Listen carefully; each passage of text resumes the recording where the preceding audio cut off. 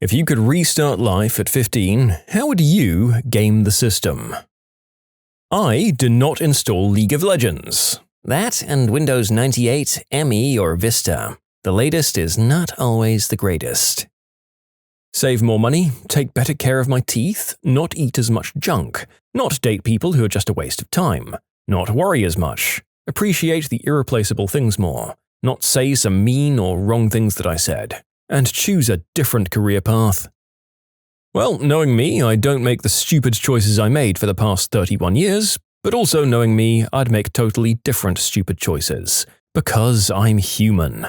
Just because I could now avoid the traps I'd fallen into back then, this doesn't mean I wouldn't fall into different traps. But hopefully the sum total would be a better life. I know there are career changes I'd make, there are financial decisions I'd do a better job with. For instance, on the day I graduated college, Apple stock sold for 15 cents a share. If I'd bought $5,000 worth of Apple stock that day, I could sell that today for $4.6 million.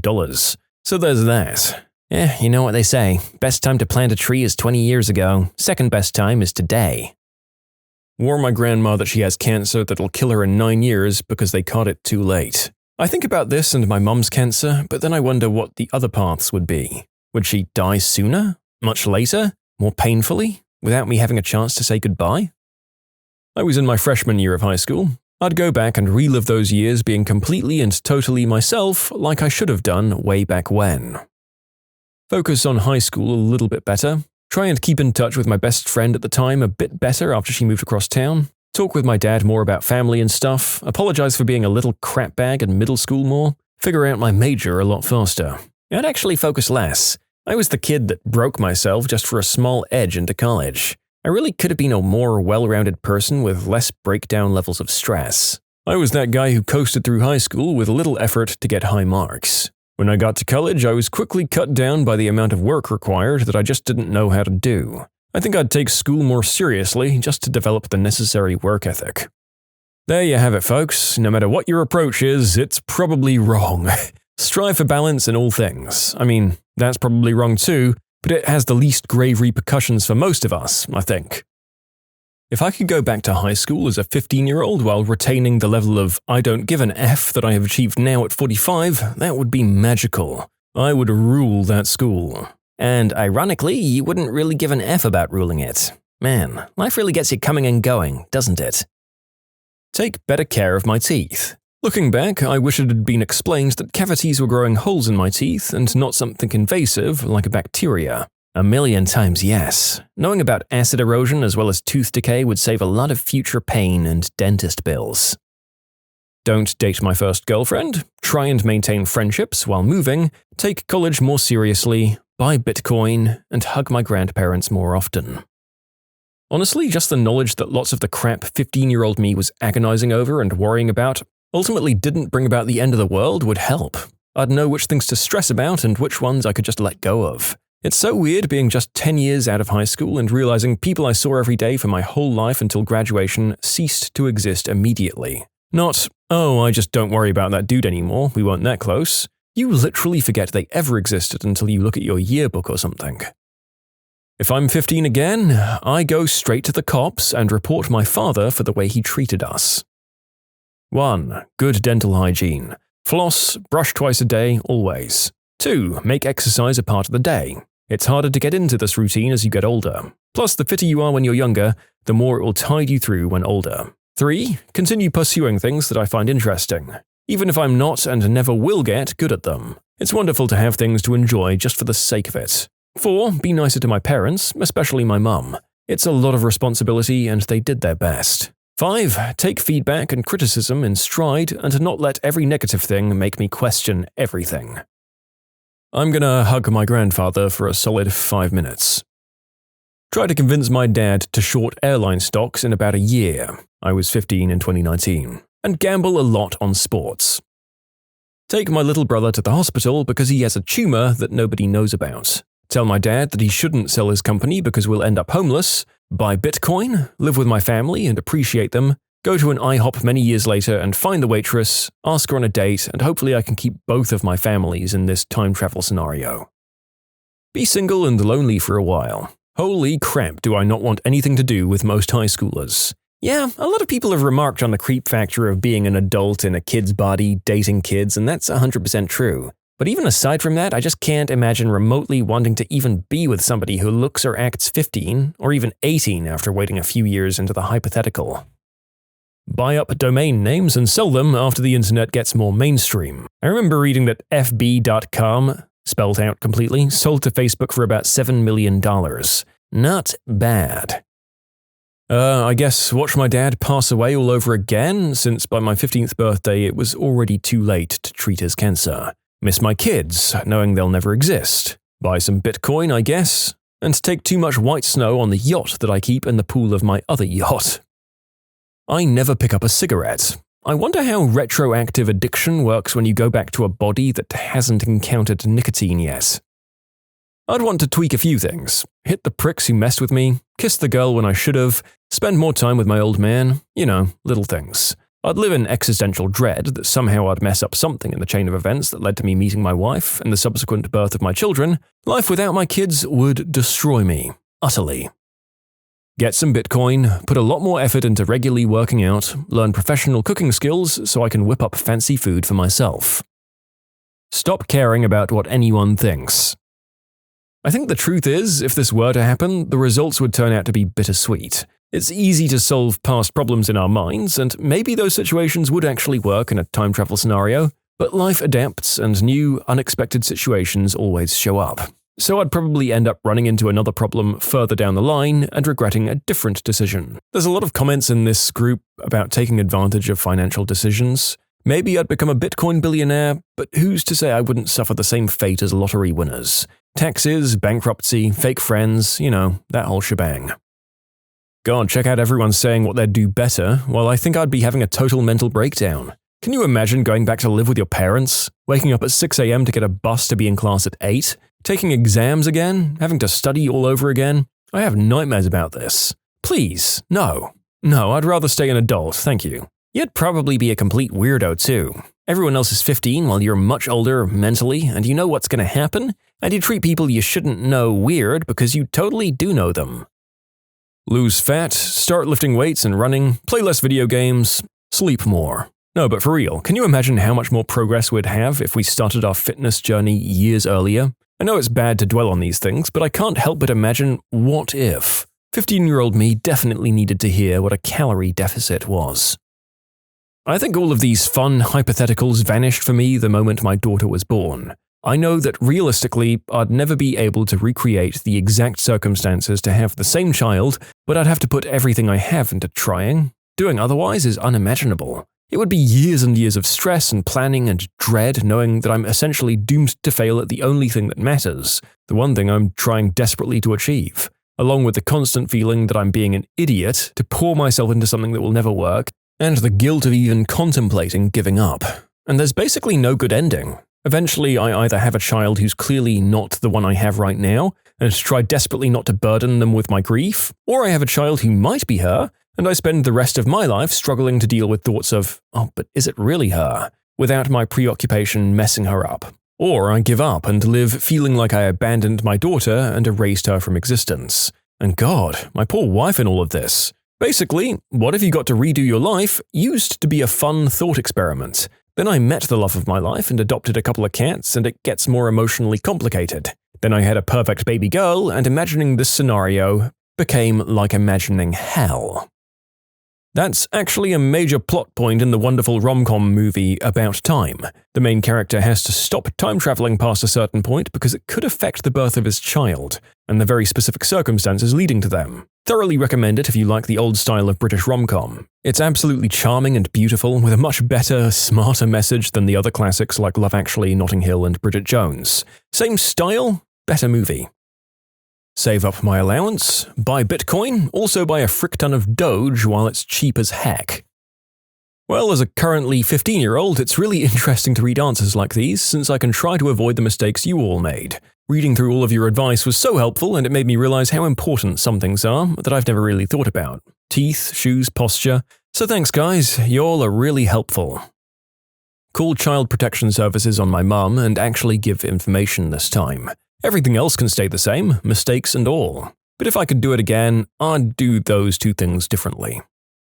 Be sad that my daughter will never be born. I'm currently divorcing her mother after a 15-year awful marriage. This is the thing that ruins time travel for me. Absolutely any difference would result in my kids not being born. Even if I did the deed with my wife, it would be a different swimmer and egg combination and result in a different child.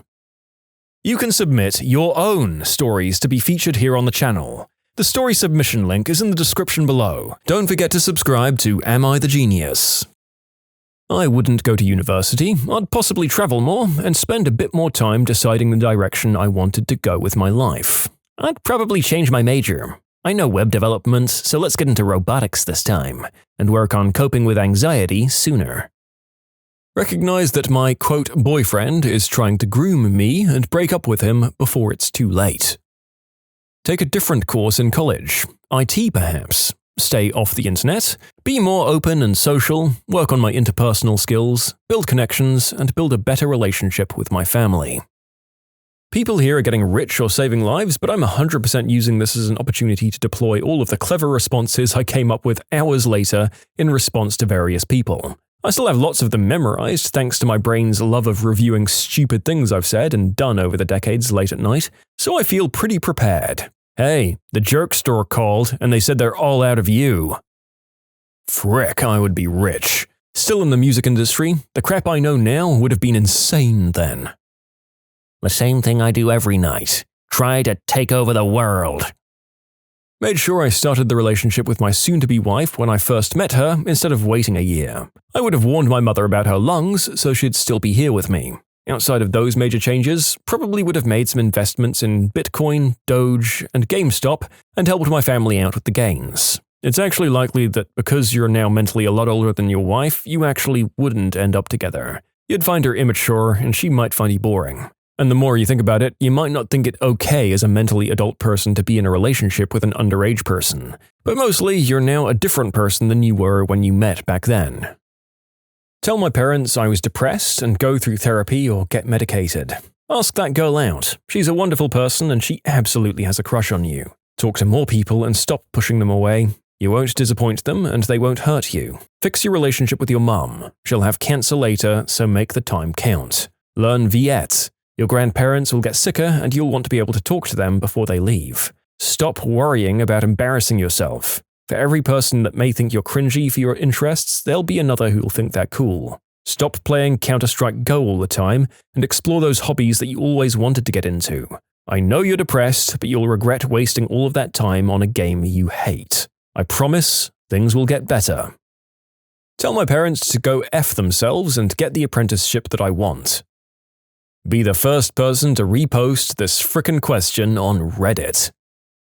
Stop beating the old meat so much and just frickin' ask that girl out. Stop being cringe, just straight up go for it. She's gonna reject you and ask your friend out instead, but it's better to get rejected in person than over the phone. This would be quite some fun. No problem with school subjects, no depression and no anxiety. I would make the most out of it.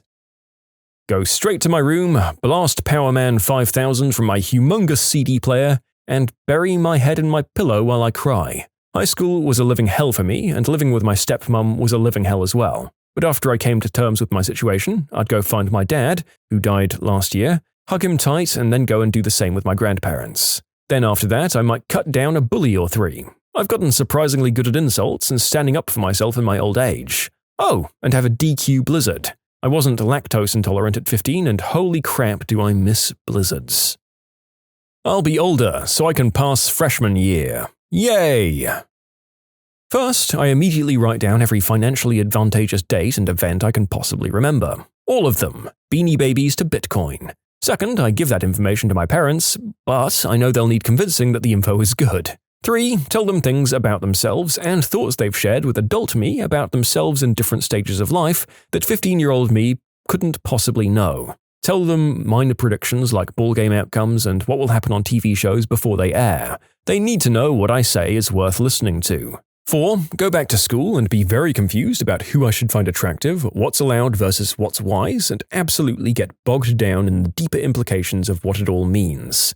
5. Struggle, again, to find meaningful relationships among my peers, but this time it's because I'm a mental adult and hanging out with kids. Or I'm weirding out adults because I prefer adult company to that of children. Again, struggling with the ethical values of attraction. 6. Finding myself in fairly consistent trouble with teachers because my consciousness is now that of an adult and you can't unring that bell. Every idle and arbitrary word that they can get away with in a classroom full of kids becomes a labor for me.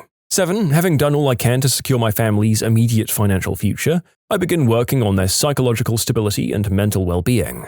Nothing so overt as offering counseling, just little nudges in the right directions. 8. Realizing that I already possess the knowledge to ensure whatever standard of living I want takes a lot of pressure off of learning. I finally start to connect with my schooling and learn algebra for the first time. 9. Profit, prosper, and peace. I'm enjoying these comments where we grapple with the implications of being an adult with an adult's preferences and world weariness inside a 15-year-old body. Namely, how it affects our dating and friendships. The dating thing is troubling enough that it may have successfully killed any fantasies I had about going back to that point in my life. Don't smoke green herb to deal with problems, just deal with them and then smoke it to enjoy myself. Learn to be a social, friendly, and supportive person? Screw my grades. The average friendly or confident person will get further than the average whoop-de-doo I got an A person. Stay in college, mine a few Bitcoin, not move out on my own at 17, avoid having a child as early as I did, remember who my real friends were, keep up with my fitness, get psychological help sooner, leave the country, break off contact with my mother sooner. My list is depressing.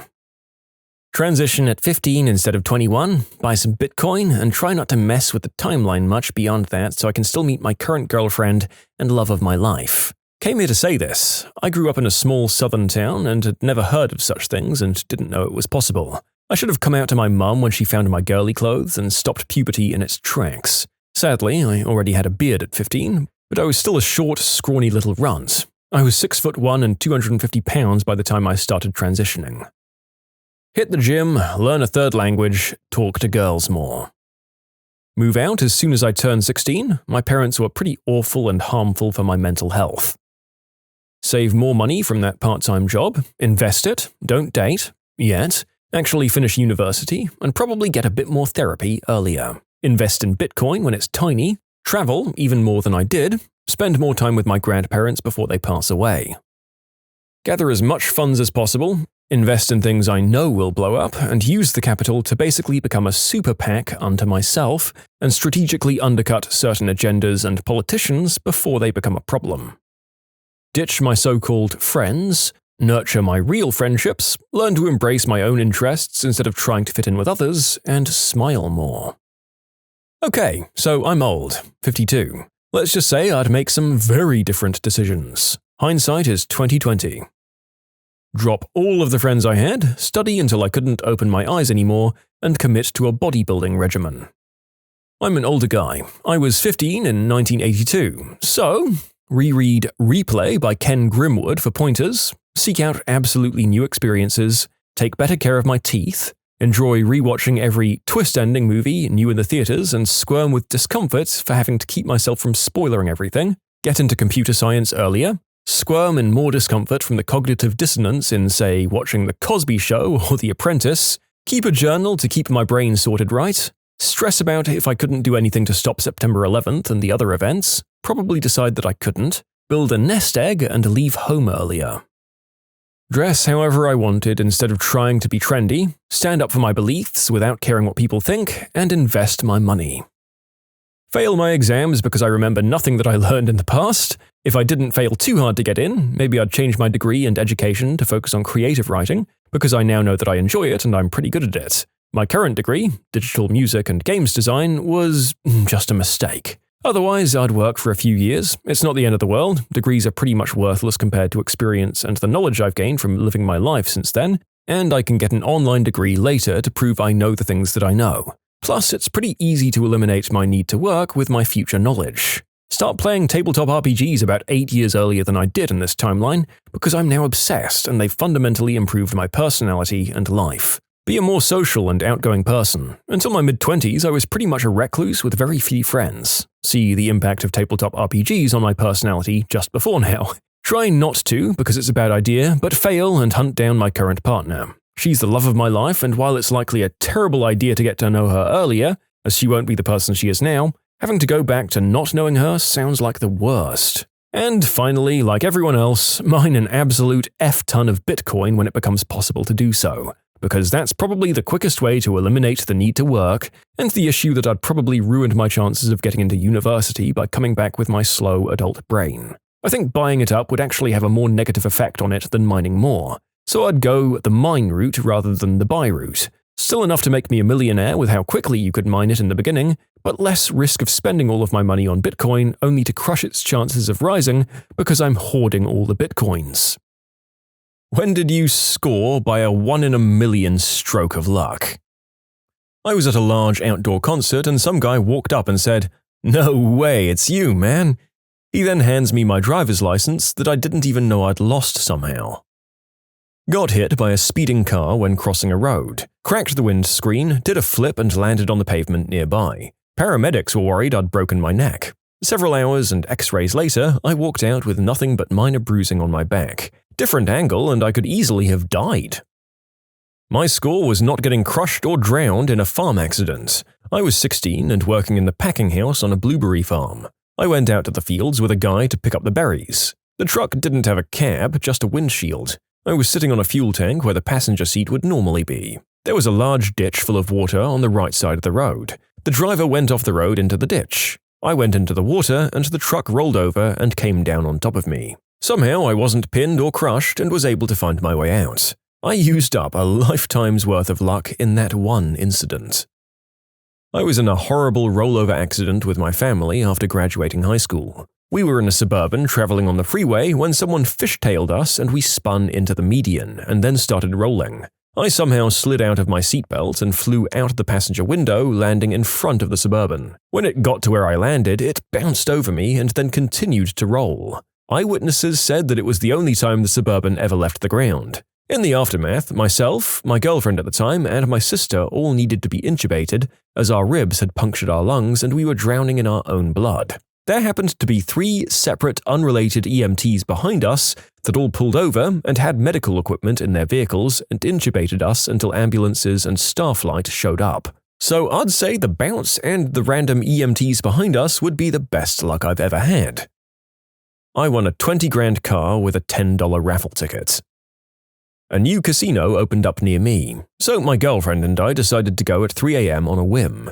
She won $700 on a slot machine, and then I won $600 on a machine, and we then proceeded to leave. Bought an ice cream and won a free one, and I redeemed the free one, which contained another free one. My car broke down on a 2-lane highway in the middle of the Appalachians, 20 miles from the closest city and with no cell reception. The first vehicle around the bend was my grandfather, who lived 3 hours away. He just randomly decided to go on a weekend trip to the mountains. From breakdown to being picked up was less than 5 minutes. So Appalachia is a 500,000 square kilometer area, and Appalachia doesn't even include the entire area of the Appalachian Mountains themselves.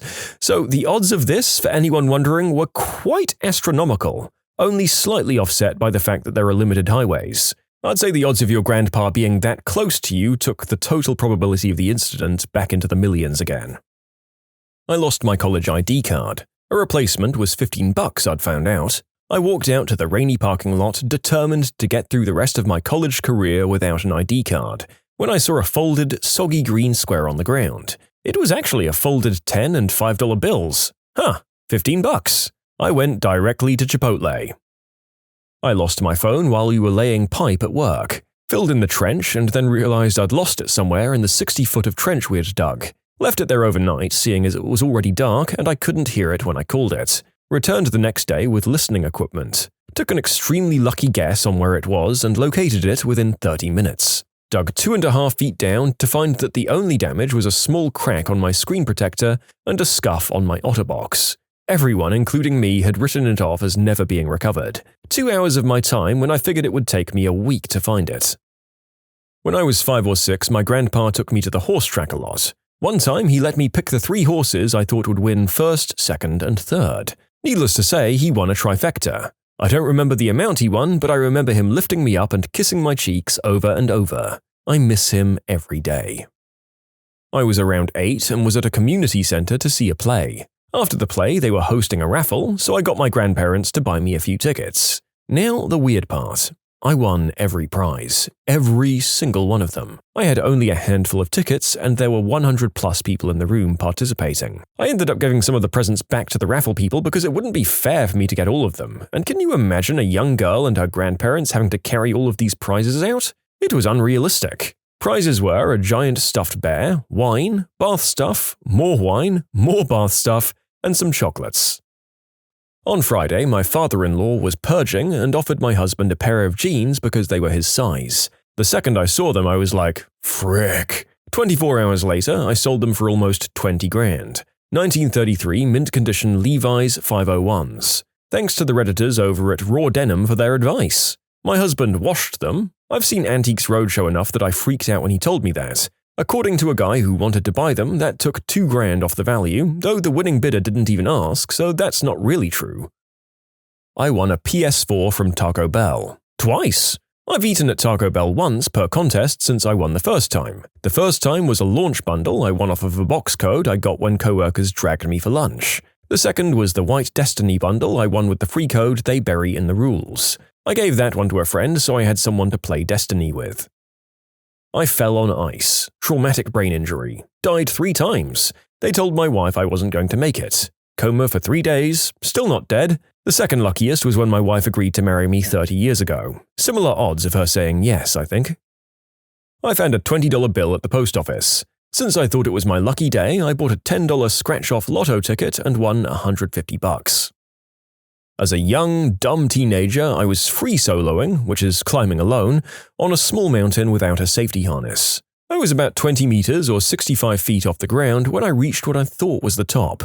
Turns out the top was still going upwards, and the surface was smooth as a baby's backside, with nothing to grab onto. I tried to descend, but got myself stuck. After a few minutes, I just couldn't hold on any longer. I lost my grip and I fell. I dropped 5 meters, 16 feet, and by chance 2 tiny trees, growing out from a crack in the mountain face, caught me. And they did so perfectly, one under my arm and the other right under one of my knees. From there, I found my way down again, safe and sound. If it hadn't been for those trees, I could have been seriously injured or dead, as the ground underneath was littered with pointy rocks. I didn't use my luck to win the lottery, but it saved me from a really bad situation. Fact is, safety is alpha omega when it comes to climbing, and especially when doing free soloing. This event happened because I was reckless. I climbed a route I hadn't scaled previously, and I did so without a rope or spotter. So, my words to anyone climbing or free soloing out there are please take safety measures and stay safe. Learn from my mistakes. I was incredibly lucky to get away from this incident unharmed. Those trees gave me a second chance. I survived bacterial meningitis when I was 2. Everyone who gets it usually has to have limbs removed. But I ended up being part of a new medication trial and it saved my life, and the only thing I've lost to this day as a result is a little bit of hair at the back of my head. That med never came into circulation after that, so it was my only chance to get it, and I did. I would consider that very lucky. My mother gave me a very nice necklace. One morning I went to scratch my neck and didn't feel it. I guess I didn't put the latch on properly and it fell off, so I got super bummed out because it was really nice. A few hours later, I found it in my shoe. It fell down my shirt, down my pants without a belt, and into my left shoe, which had been tightly laced. That, I believe, is life having what the kids call a trick shot. Well done, almighty powers that be. You have 6 skills and 360 no-scoped that necklace like a pro. Sorry, everyone, I'm having a crisis of age here and I'm trying to be what the kids call lit. I got hit by a semi-truck while driving 75 miles per hour down the highway. I rolled 6 or so times and landed right side up in the ditch without so much as a scratch on mine, my fiance's, or my friend in the back seat's body. My 2014 Chevy Sonic was done though. I'm amazed such a tiny car kept me safe through that. I also won a $1,500 jackpot on a slot machine once. I used to occasionally go to late-night casinos with a mate who was pretty big on gambling and women who took their clothes off for money. I don't do that second thing. I always play low-bet value roulette, which is a hard limit I set before I go in, usually 20 to 40 pounds. Nothing went my way and I was cleaned out before 5 minutes had passed, barring one last 50 pence chip. I put it square on one number, which came in. Then I won again and again. I don't remember much more, but I do remember walking into the kitchen the next day to find nearly £4,000 on my counterpoint, most of it still in the foil envelopes the casino gets it supplied in. When I was 12, I was walking through the woods and got hit in the face with an arrow by someone who wasn't paying attention to where he was firing. While this may not be lucky in itself, it hit the hinge of my jawbone. Half an inch in any other direction would have been much more fatal, an inch up would have gone into my brain, and an inch down into my throat. I was holding stock in Delta Airlines back in the late 90s. I was going to hold it for the long term, but it skyrocketed and I made so much that I decided to sell my shares. But then it went up even more and I regretted that. Then I found out that when I tried to sell my shares, I actually doubled my investment. Good day. You can submit your own stories to be featured here on the channel. The story submission link is in the description below. And if you want to listen to some vibey music in the background, check out easymode, also linked below, and subscribe. At a fancy charity ball, I bought 5 raffle tickets for $100. I put each ticket in a different bucket for different items. I won the Chanel purse worth $1,500. Then I also won the David Yurman diamond bracelet and ring worth $2,000. The same year I got ticketed and towed for parking in my usual spot at work because on November 1st the parking rules changed for snow. I didn't know that. That cost me all afternoon and $400. That night, my friends and I went to play bingo with the old biddies at church, and I hit the jackpot bingo, which was worth exactly $400. I forgot I had a midterm and missed the exam. Somehow ended up with a B on said midterm. I once had a C+ going into an exam, got a C- on the final, and somehow ended up with an A in the class? I didn't question anything. When I was in the second year of my unfinanced PhD, I met a Brazilian girl who was in France for her PhD. We met in a bar. Our PhDs had nothing to do with it. We dated for 2 years before she had to go back to Brazil in order to finish her PhD. I was crushed. Boom! My PhD advisor had just started an international project in Brazil. In her region. She sent me there to work, all paid for by the project. Now we've finished our PhDs, we're back in France, and she'll be my wife in 2 months. Update, she's now my wife and we're a very happy couple. We had a wonderful wedding that we'll never forget. Much of her Brazilian family made it to France to celebrate with us, which was a blessing. We then took our close family to Paris and helped them experience French culture and cuisine. We cried a lot when they left, but it was a crazy 2 weeks. We're going to Brazil for a month at the end of this year. Can't wait! I found a $165 voucher in a slot machine in Atlantic City in the morning I was leaving. Turned that into $2,500 on the roulette table while waiting for my friends. This was a wild string of events that I still can't believe. I got a job in the video game testing industry. I got placed on a specific project that happened to have a point of contact that knew my favorite band personally. When the client came to visit, this point of contact mentioned my favorite band and my boss mentioned that I loved them. I was then invited to fly out and hang out with my favorite band. I got a tour of their headquarters and got to spend a bunch of time with them for the weekend. The only thing I had to pay for was my flight. It was easily the best weekend of my life, and I'm now on first-name basis and the VIP list with that band. The band was Guar, and I'm under NDA, so I can't disclose the game or company I work for. Sorry. In elementary school, we had a festival full of games and prizes. None of the games were really that interesting, stupid crap like Limbo and Bingo, but one game had my attention, the Cakewalk, a game with the promising reward of cavities. Yes, I won, 10 times in a row. The lucky part was they kicked me out after going home with a huge stack of 10 cakes, not a stack of 2 or 3. My trackpad on my MacBook broke. The Apple Store called me a day later saying after they fixed it, someone knocked my computer off the table and shattered the whole frame, and it can't be fixed. I got a brand new Retina display MacBook for free. They were able to transfer everything off my old computer to the new one as well. And the new computer didn't have a place for a DVD like my old one did, so they even gave me a brand new external DVD drive. I applied for a job that was way out of my league, and the pay was more than twice what I was making at the time. It included pension, full benefits, and all the good stuff. I showed up quite early for the interview, had some time to kill, so I sat in the lobby reading some industry magazines. One article was about the top 10 threats to the industry, which I made a point of reading and soaking in as much as I could. Eventually, I got called into the interview, and everything was going okay for the most part. This industry and the role are both new to me, and I think it may have shown during the interview as a weak spot. But then I got asked, "What do you see as potential issues with our industry and business?" I was so excited I almost jumped out of my seat. I went off in great detail about everything I'd just learned. The interviewers were very impressed, and little did they know that had I been asked that exact same question just 30 minutes earlier, I would have had nearly nothing to say. I got the job. I'm still there, close to 10 years now, and doing well. Several promotions, and I've made a name for myself and frequently get job offers from other companies looking for someone with my experience and skill set, both in demand and with low supply available. I'm very happy with what I have and don't plan on leaving anytime soon. 1 a.m. Taco Bell, ordered a Dorito taco and a Crunch Wrap. I ate both, but my body wanted more.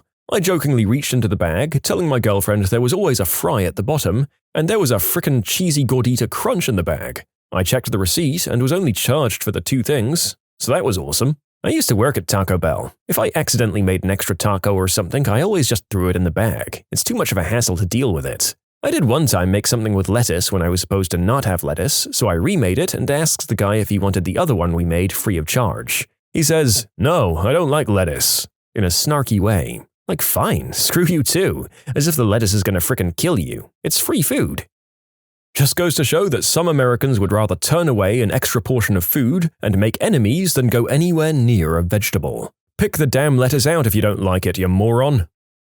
I worked at a retail store for luggage where it was base pay plus commission. The other 2 salespeople were lazy as F. They made almost no sales, didn't interact with customers, and basically leaned against the counter sipping coffee and being fake friends with the manager lady. My first week there, I made more commission than they did in an average month. The manager lady was a super witch, kept cutting my hours, said I was making her look bad by making so many sales, and gave me all the crap jobs like taking out the trash every gosh darn day because I was the only male and stronger, she said. Things like cleaning the bathrooms twice a day, cutting into my sales, reassigning my sales to other people so it looked more even. I lasted 3 months before the fake friends talked enough crap about me stealing their sales that the manager fired me. 3 months later, I'm working with a company that's flipping houses. We get a call from a landlord about a house they wanted to sell because the tenants weren't paying, and being a landlord was more of a pain in the butt than he thought. When we get there, guess who was the tenant?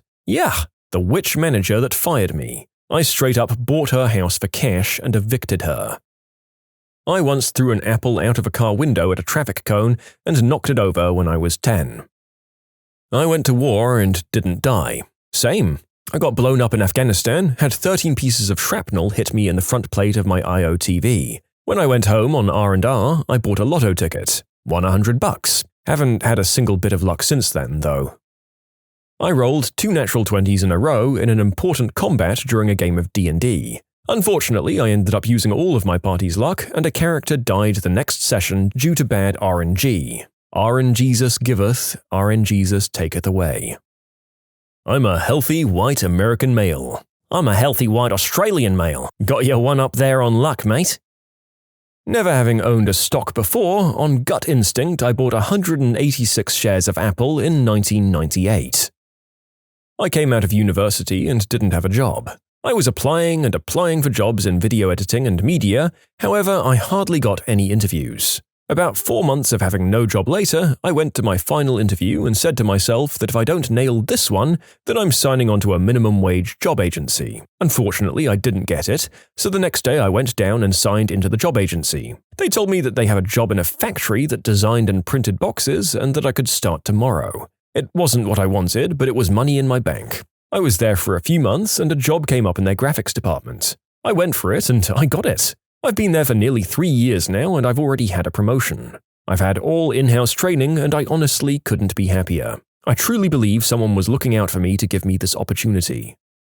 In 2 years, I won $11,203, a trip to the Super Bowl, a trip to the AMAs, a trip to a UFC fight, a trip to the NFL draft, and close to 10 to 15 grand worth of small prizes. Grills, DVDs, gift cards, and small electronics. Heck, when I was at the Super Bowl on that trip I won, I got a text from my wife stating I won the final in the Super Bowl squares. Are you a professional or hobbyist contester? I know a guy who enters contests as a hobby and he's won all sorts of trips, event tickets, occasionally money, but usually he wins an ill-fitting t-shirt or a product sample. The Valentine's Day before my wedding, a local jewelry store had a giveaway for a pearl necklace. Not that kind, you sicko. I won, and I was able to wear it in my wedding a couple of months later. Okay, this isn't my proudest one, but I put $250 on Trump winning the election. Not when he was actually the Republican candidate. No, about a week after he announced. It was more of a joke between me and a college that would bet a decent sum on a super high payout candidate. Either you go big or you go home. I never expected him to win. Also, I'm not American, so I have no valid political opinion of the man. And we all know how that turned out. Student debt? Gone. All legal, taxes paid. I'm not going to tell you how much, because I think there are people who I know who could probably trace this back to me or remember me placing the bet. It paid for a master's degree at a well-known university. Not all of it, but the remainder of what was still open. I met my partner. He was an English backpacker traveling down Australia. I was an Australian doing an internship on an island. We got waylaid by the same cyclone, ended up in the same very small coastal town, in the same backpackers hostel, and we fell in love. I feel so lucky, even though it's been hard. Immigration is a crap show. Because we met so early in life, we've been able to enjoy so many experiences together and grow together. Can't get luckier than that. When did you witness something definitely not meant for your eyes? I found my dad's will. I was on his computer while he was at work. I was actually searching for his adult film stash. Anyway, I ended up finding a strangely titled Word document. At first, it didn't seem like a big deal. It contained a note to each of his kids. It wasn't until I got to the last one, my youngest brother, that I realized it wasn't just a will. The start of that line read something along the lines of, "If anything's going to make me change my mind now, it's writing this part." I realized I'd found my dad's goodbye note to those in his life. I was about 14 or 15 at the time, and I had no idea how to go about talking to him about it. So I decided to just keep it to myself. He started buying us gifts and stuff, and I'd get really scared and still just keep it to myself. I remember one day on the weekend I woke up in my bed to a loud bang coming from my dad's room. I laid there for probably half an hour, completely frozen. Once I worked up the strength, I went to his room and opened the door. He wasn't in the bedroom, and I was so confused until I saw that the bedroom window was open. What had happened is that there was a gust and the wind had slammed the door shut, but my paranoid brain had heard a weapon shot. After that, I was laughing hysterically, and I don't have much memory of the days after that. Shortly after this incident, my dad had returned most of the gifts he bought us as kids, and I slowly started to believe that he had changed his mind. I never confronted him about it until last year, about 14 years or so later, but I never fully accepted that he was okay now. I called him, distraught about a separate matter, and he started talking to me about depression. He told me about his own, and how he'd considered ending things, and went into detail about it. And all I could do was cry and tell him, I know. We talked a lot longer after that, and we were able to finally put it all to rest. Growing up with my little brother and single mum, we never had a lot, but she made sure we always had a safe and decent place to live, and there was always food on the table. She never really ate much. I remember dinners of baked chicken, beef, stew, salmon. It was a lot cheaper a million years ago. Good food, nothing terribly extravagant, but always nutritious, yet she barely ever ate. When I was 10, I saw her eating PB&J on crackers in her room after dinner. That's when I realized there was never enough food for all three of us. She'd cook what we had for my brother and I, and she'd eat the bare minimum, always out of sight, so that my brother and I wouldn't worry about the actual level of poverty we were at. I never asked for another material thing from her after that night. When I was 8 or so, my babysitter was showing me a video of her time with her boyfriend in Paris. After it blacks out for a few seconds, it suddenly cut to her lying on a hotel bed, completely undressed, legs wide, telling her boyfriend to come get it. She jumped out of her seat to try to cover my eyes and told me to never tell anyone. I have now told potentially thousands of random strangers. And now we've broadcast your story even further, friend. You're welcome. And Nanny, I'm very sorry. Sometimes content is hard to come by, so we have to anonymously broadcast someone's love life on the World Wide Web. I was helping my mother-in-law clean out her closet. It was all jokes and laughter until I pulled out an unopened, massive adult toy. We were both paralyzed for a moment, before she slowly took it out of my hands, mumbled something about it not being what she thought it would be like, and that she'd ordered it online. She then backed out of the room and threw it in a cupboard. We then proceeded to clean the rest of the closet. My mother-in-law passed away suddenly a few years back, and I ended up being the one to go through her things for donations because my husband and sister-in-law were too emotional. I found 2 whole drawers of adult toys and homemade movies of the 2 of them that went straight into a trash bag and into the dumpster. I never told my husband. I was driving from West Berlin to West Germany in the late 1980s. My boyfriend gives me the wrong instructions, so I have to take an exit off the autobahn to turn back and get back to the correct exit. On a small country road on which we found ourselves, we see a large truck with a missile on it, surrounded by Russian soldiers. They were as surprised as we were, but just laughed and waved at us, as we got the heck out of there as quickly as possible. My boss forwarded me an email telling me to do something. I noticed the email chain had his bosses on it, so I read through the chain. They'd asked him to rate all of my coworkers and I from best to worst earlier in the conversation. I made the top 3 at least. When I was in college, I worked at an arcade and mini-golf joint that seemed to give 0 Fs about actually making money, but was never in any kind of financial trouble. When I got hired, the owner literally said, "I pay minimum wage and I expect to get minimum work for it."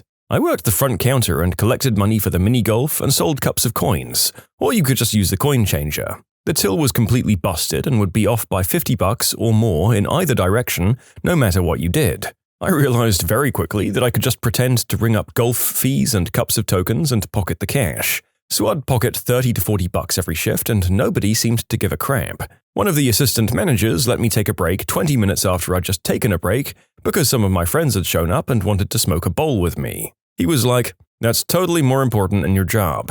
It was awesome. Then one day I walked into the owner's office while his secretary was recording figures in the ledger. I can read upside down pretty well, and it was very obvious that the figures she was recording had nothing to do with the business we were doing. We sold maybe $60 of golf fees a night and maybe $100 in coin cups, but she was recording $600 and $1,000 for each. I commented on the discrepancy and quipped about how someone would think we were in the laundry business, and she got really squirrely and told me to leave the office. The next day, the owner called me into his office and we had a very circumspect conversation about how much I was enjoying working there and enjoying the perks of the job, and I very much got the sense that he was trying to decide if I was going to tell anyone anything. Apparently, he decided I wasn't, and he was right, I wasn't. So I kept working there. About a year later, the owner was arrested for money laundering and we all got fired. Still the best job I ever had. The mob is an A+ employer, would work in fake business again. You stole from the mob and lived to speak about it. He robbed the mob and kept his job. I used to do a little work after school at a local comic shop. One day after school, I was bagging comics when the owner's buddy came in. "Hey, look at these, they came out great." He had a stack of glossy amateur adult magazines featuring the shop owner, his buddy, and the owner's wife all doing the deed together. He laid them all out on the counter and they started pouring through the stack excitedly. From what I could see, it looked like the 3 of them enjoyed one another's company equally and vigorously. Then they noticed I was there. I got sent home early with a stack of free comics. I once walked into my dad's van while he was groin deep in a woman who was not my mother. My dad had a drinking problem. Mum took me and my brother to go looking for him because he was supposed to be buying Christmas presents. Found his van at a bar. Mum sent me to look inside the van to see if there were presents in there. Looking into the back and seeing my dad's bare butt as he was going to town on some chick, he turned over his shoulder, looked right at me and said in the most evil voice, "Get out." This was 20+ years ago and I still get emotional thinking about it. I still remember the entire thing so clearly. The other day I was looking for my old passport when I found a few of my dad's old visitor's passports. Now, my dad is older than most, he's 70 while I'm a teen, so imagine my surprise when listed under children in the passport, there's the name of a kid born in the 1970s. The best part is that the name isn't on later passports of his, so I guess I accidentally found out I have a dead half-brother? I caught someone eating a booger while sitting in their car. We made eye contact. He had the 1,000-yard stare. He knew that I'd witnessed. Something a coworker claimed to have seen several months before I started at the company. The big boss man comes back from a site visit and weekend at his cabin not too far from the site. He has somebody burn all the photos from his camera to a CD and makes a couple of copies. One copy was with my coworker and another guy looking at photos from site. Suddenly, the photos of the site trip end, and there were tasteful undressed photos of Big Boss Man's wife at their cabin on the disc. But wait, there's a twist. Another copy of the same set of photos was currently in the boardroom PC, where Big Boss Man was showing photos to the client. My coworker doesn't know what to do. She tells our lead administrative assistant, who confidently marches into the boardroom and ejects the disk, interrupting the meeting. Big boss man asks, "What are you doing?" And she simply says, "There's a problem with the disk," and leaves. Yes, she's amazing, and no, she never got into trouble. She was the second employee that was hired when the big boss man started the company 2 decades ago. This event happened almost 9 years ago, and she's still an indispensable employee. My coworker, who unexpectedly saw his boss's wife's chest, never heard what happened after. Nobody talked about it, and everyone just carried on like it had never happened. Back in middle school, we had this really strange gym teacher who was about 6'2" and ripped. Me and my friend were going to take a dump and thought that the locker room toilets would be clean since nobody used them throughout the day. When we walked in, to our left was one big shower room, and there was our gym teacher showering while eating spaghetti out of a Tupperware container. Thank God he was wearing swimming trunks, but he did turn around and say, "You guys aren't supposed to be in here." So he left. Somehow, this is weirder than if the teacher was actually a prevert and doing something illegal. Like, don't get me wrong, I don't think they deserve to be fired or shamed or anything, but it's just so very much weirder that they went to the trouble of putting on a bathing suit specifically to do this stuff. If you wanted the difference between weird or bad defined, this is it. When I was younger, my family went to look around a house we were considering buying. We went into the owner's daughter's room and there was a blow-up, doll on the floor. It was really funny, but we didn't end up buying the house. I was working the night shift, doing post-production on a well-known reality show. I walked into the men's room and found our lady boss bent over the sink, getting done from behind by one of the other night guys. They both looked up, we made eye contact in the mirror, and I closed the door without a word. I never brought it up, but she gave me the next night off, quote, "for all your hard work." You can submit your own stories to be featured here on the channel. The story submission link is in the description below. And if you want to listen to some vibey music in the background, check out easymode, also linked below, and subscribe.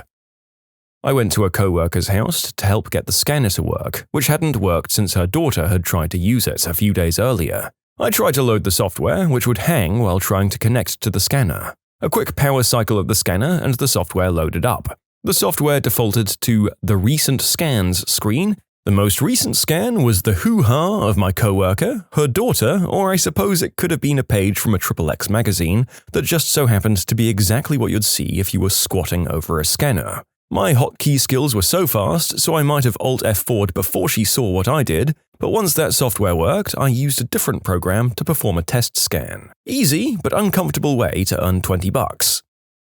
I saw a Homer Simpson keychain in my mum's desk drawer. I didn't say anything. 2 weeks later, it was in my Christmas stocking, and she goes, "Wow, how did Santa know how much you like The Simpsons?" And that's how I figured out Santa must have been sleeping with my mum. My dad once handed me his tablet and suggested I look at an ebook or something while we were sitting around in a theater waiting for a play to start. I don't know if I misunderstood him or what, because when I brought up his Amazon Reader app, I saw the last book he had been reading was How to Deal with No Whoopee in Your Marriage, or something along those lines. Dad was very embarrassed, quickly took the tablet back, and we didn't speak of what had just transpired. Another time, Dad handed me his phone and asked me to look up something for him, while we were sitting around the living room at a family get-together. When I opened his browser app, the last page open was pornography. The video began autoplaying and I frantically tried to figure out how to close the tab, but all I really managed to do was look at the video for far longer than I wanted to. So I shoved the phone back at my dad and said, "You need to close the tab, I can't figure out how, I'm sorry." And we once again didn't speak of what had just transpired. There was also another couple of times where I went to use his computer and there was either a bunch of adult flicks open in his browser or some kind of porno in the CD tray. My dad is a bit absent-minded, you see.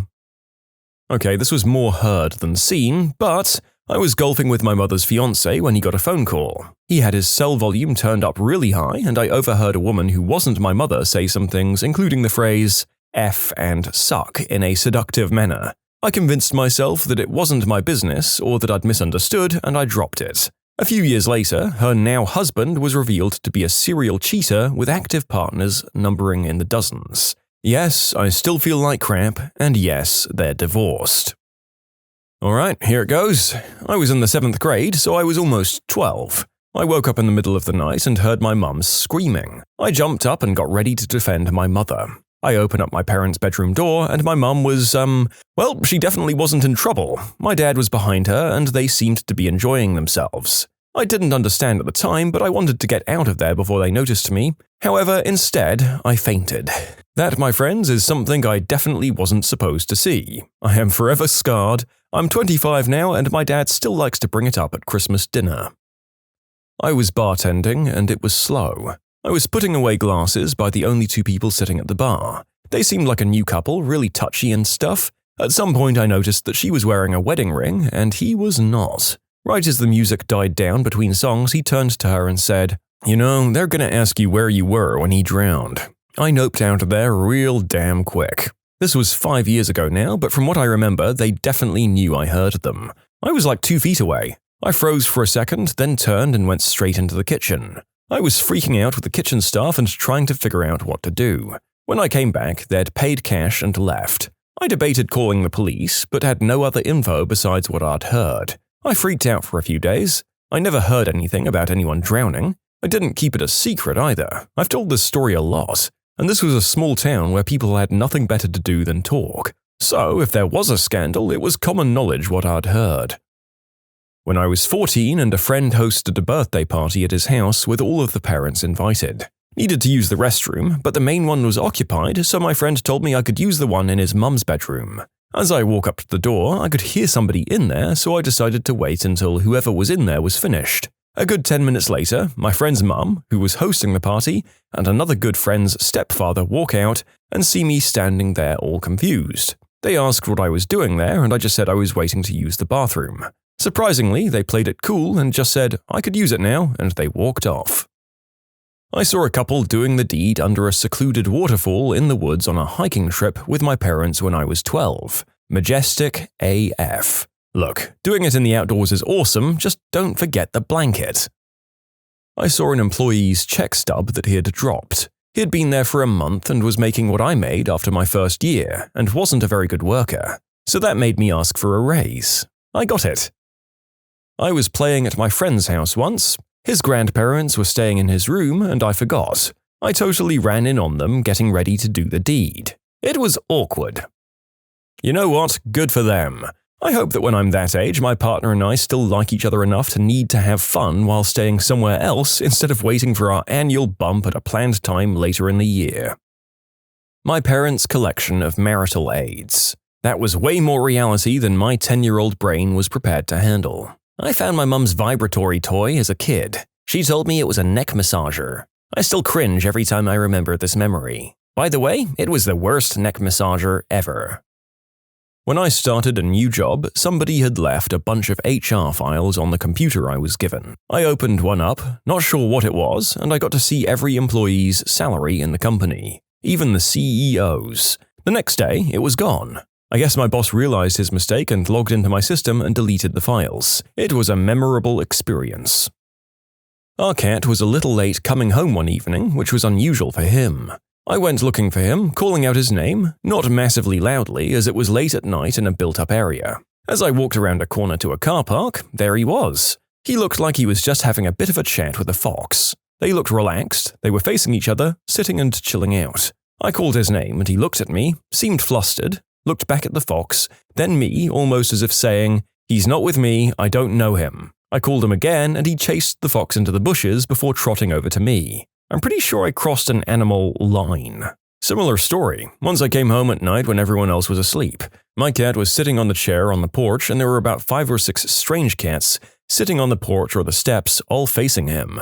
I watched for a moment and they seemed totally relaxed, all sitting with neutral body language. They heard me and scattered in an instant, and my cat calmly asked to be let inside. He was fat, irritable, and did not give a single F. I from then on assumed he was some kind of cat mafioso. Happened in New Jersey, by the way. I worked at FedEx Express when I was getting my bachelor's degree. I was one of the first people there every morning since I was a handler, and I'd help unload our giant metal cans off a semi. Each can was stuffed full of packages.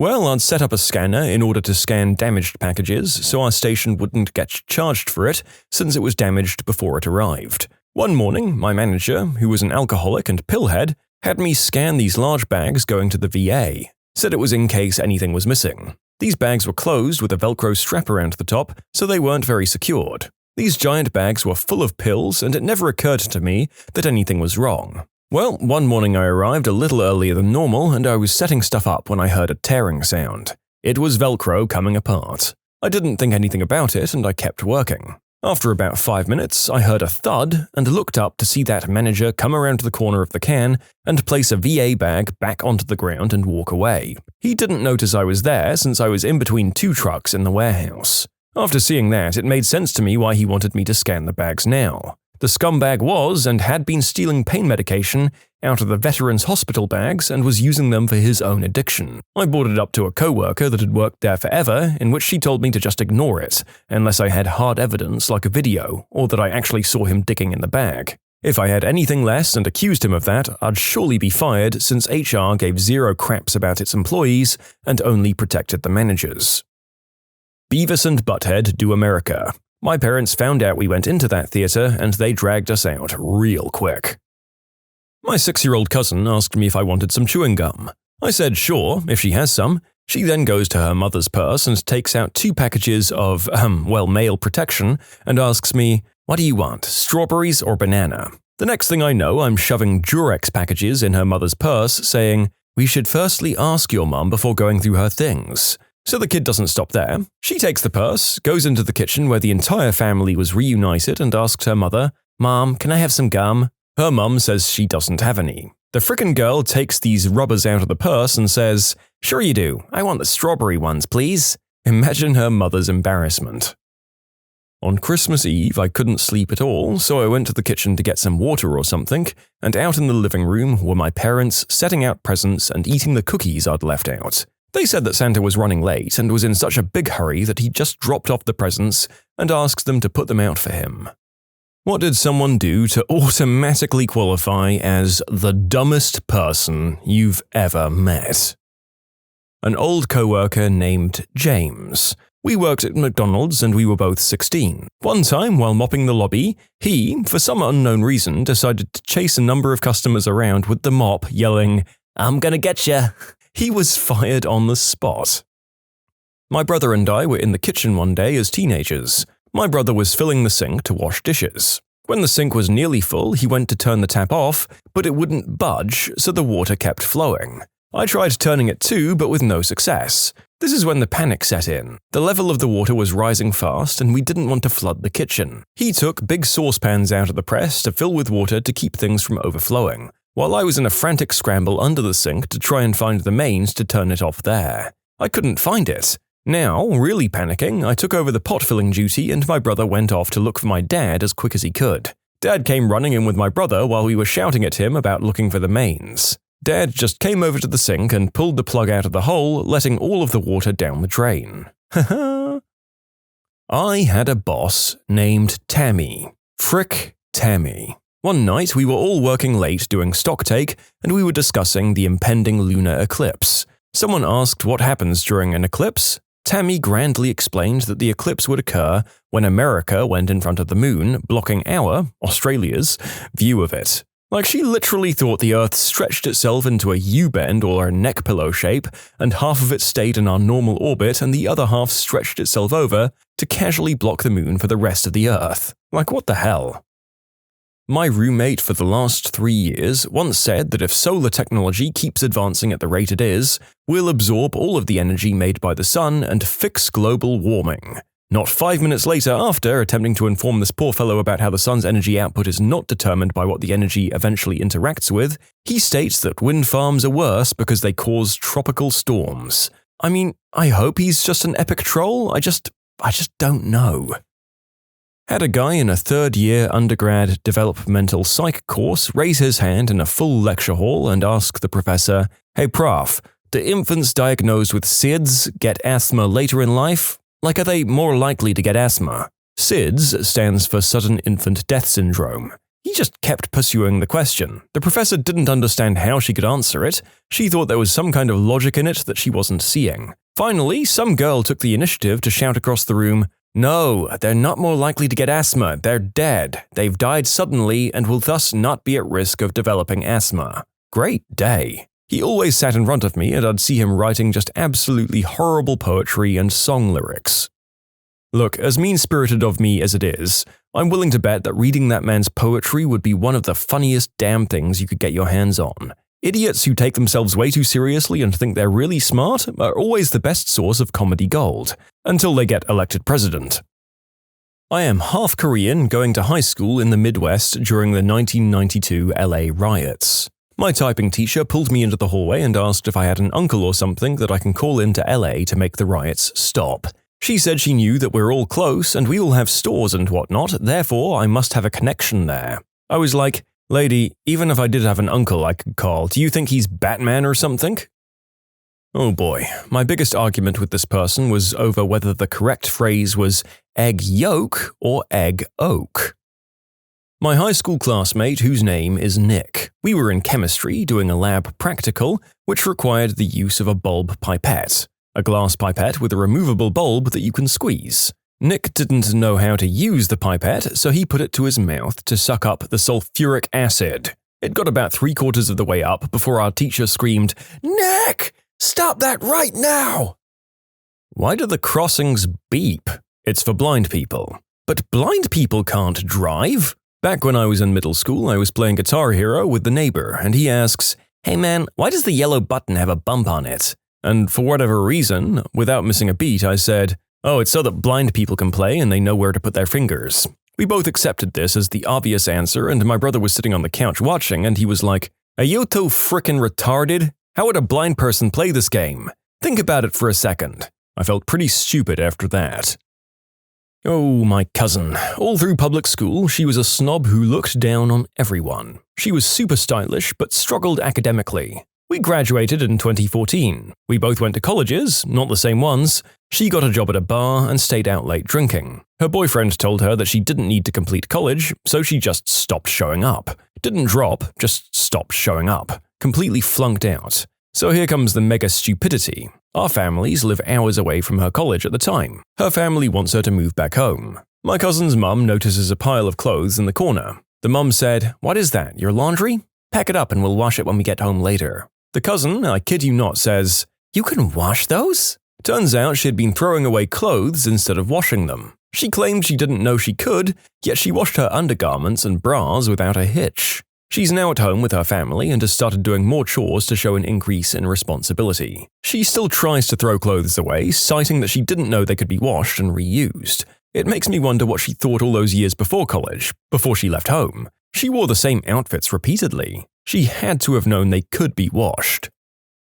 When I was in the Navy, there was a cook on my ship.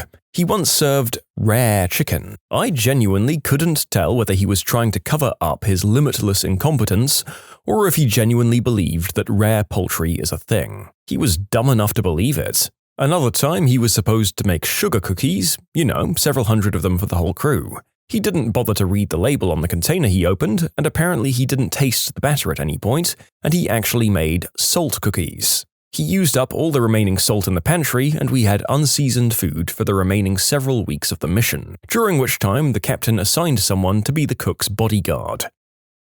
A girl my dad dated for a while. Even while dating her, my dad would say she was dumber than a bag of rocks. One day, she sat down to watch a movie with my dad. The movie was all about this guy and his twin brother. She sits and watches the whole thing, no interruptions. At the end, she turns and asks, "So, were there two of him?" Would explain why she always had the TV turned to a music channel. Apparently, she just couldn't follow normal TV or movies.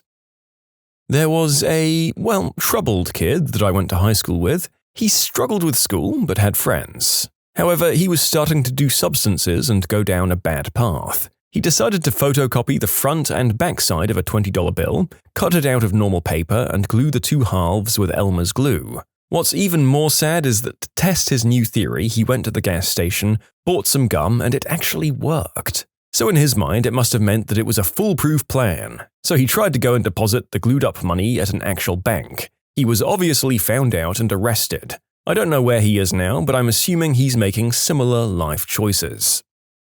I had a next-door neighbor who robbed a Howard Johnson's at the top of our street at weapon point, wearing a ski mask. He took the money, then took off the mask and was walking home, 2 blocks down the street from the bank, when the cops pulled him over and found the mask, weapon, and the money. He was wasted and asked them, "Would it help if I said I'm sorry?" Got a couple of years in Rikers Island. Came out, broke into a local apartment house, stole some money and jewelry, got stuck out in a fire escape when the ladder wouldn't go down, and he'd closed the window behind him. Got a couple more years. That's 2 stories, I guess. There's a few more, but you get the picture. He did leave me a box of cassettes when he went up one time, among them the Allman Brothers live at the Fillmore. I became a lifelong fan, so thank you, unnamed next-door failed robber. He was actually a pretty nice guy in person, and like a young Ray Liotta handsome, just dumb as a brick. I know a guy that smokes a lot of green herb and is fairly overweight.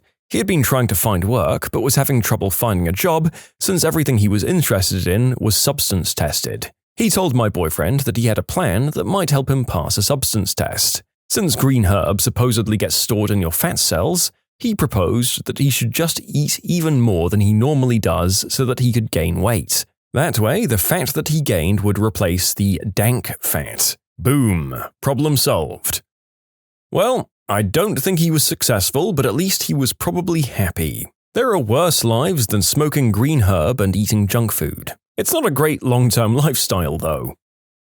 She ashamedly told us, her co-workers, how she had dry-humped her boyfriend and thought she was pregnant. They were wearing clothes. She wasn't pregnant. She also thought that the Great Depression was in the 60s, along with the end of World War II. The 60s, folks. She's a nurse now.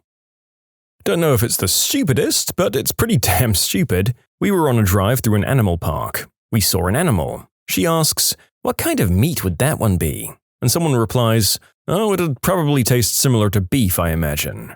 A few minutes later, we see a different animal. She asks, "And what about that one? Would it be like a fillet or a T-bone or something?" And that's when I realized this woman thinks that different cuts of meat come from different animals. Once at a restaurant in New Orleans, my friend ordered macaroni and cheese. At the table with about 15 other people, he says out loud, "How did macaroni and cheese become a thing?" To which I replied, "What do you mean?" He says, "I mean, it's so redundant, you know?" I say, "What? How is macaroni and cheese redundant?" And he says, "Well, think about it. You've got cheese and then you have pasta, which is made of cheese." He thought all pasta was made out of cheese. My freshman year roommate dropped a class because he wanted to play his PlayStation more. It put him below the minimum credit threshold for his scholarships and his parents owed $40,000. You can submit your own stories to be featured here on the channel. The story submission link is in the description below. And if you want to listen to some vibey music in the background, check out easymode, also linked below, and subscribe. My mother rolled down the car window to clean it, from inside the car, right after the car wash had started. I worked on a hay press for about a month. Most guys had a high school education. One particular guy was telling me about a girl he was talking to on Tinder or one of the many dating and chat apps. He said that she was in New York and he wanted to go visit her. I told him that's pretty cool, and New York will be quite the change from our little town. He then hesitated and asked me how close New York was. We were in Washington State. He had no idea New York was over 2,000 miles away.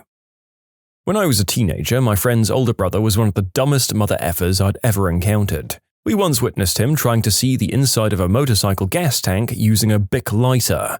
He assured me a lighter flame wasn't hot enough to ignite gasoline. On another occasion, we got into a debate concerning the power of an atomic bomb. He was dead set that you could only take out like 2 houses maximum. This man went on to have multiple arrests before I moved away, and fathered 3 children with 2 women. We all lived in a trailer court as well. I'm not saying it's a prerequisite for idiocy, but some of us get out and some do not. A guy I went to high school with was at a party and asked the homeowner if he could have her tattoo kit. She obviously said no. He left and came back an hour later with a ski mask on, demanding the tattoo kit. He was arrested the next day. You can't make up that kind of stupidity.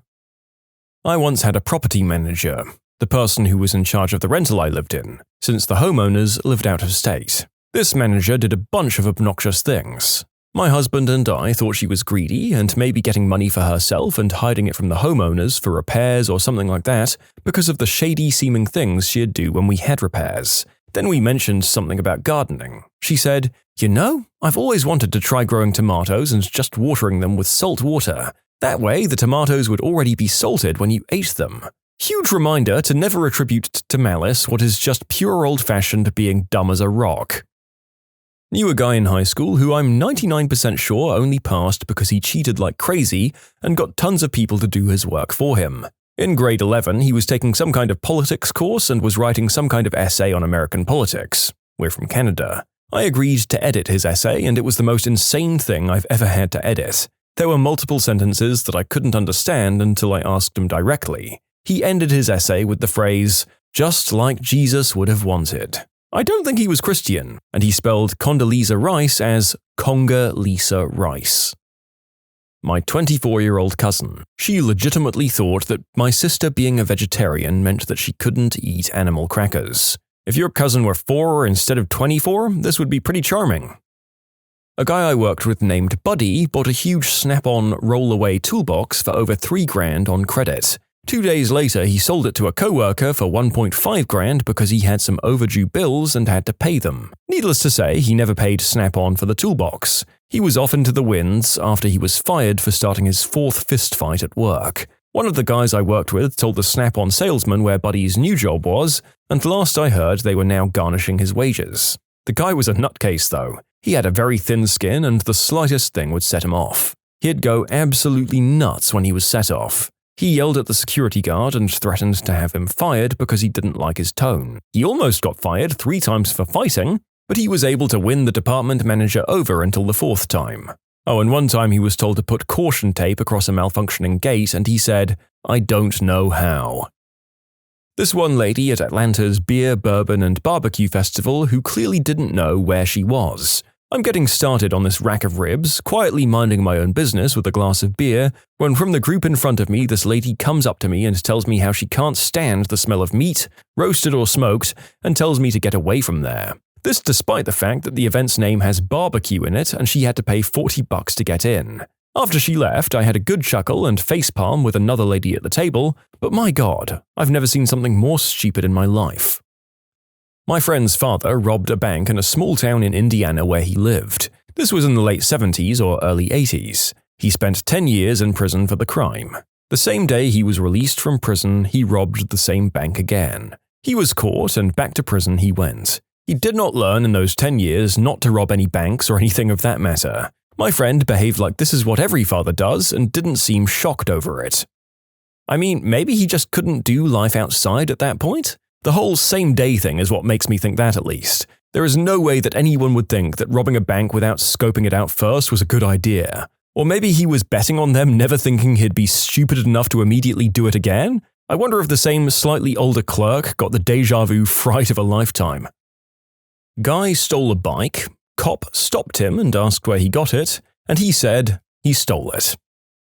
I once called an Uber driver. When he arrived, he immediately asked me, "Are you going to X location?" I said, "No." He responded, "Great, because I'm not going to take you there." "Fine," I said. So the journey got underway, and I was curious as to what he would have done if I'd said yes, that I had wanted to go to that location. So I asked him, "Hey, what would you have done if I said that I did want to go to that place?" And he responded, "Look man, I'm not going to frickin' take you to that place, okay? I told you already." I was a bit befuddled, but I tried again. No, I don't want to go there. In fact, you already know where I want to go. It's on your destination map.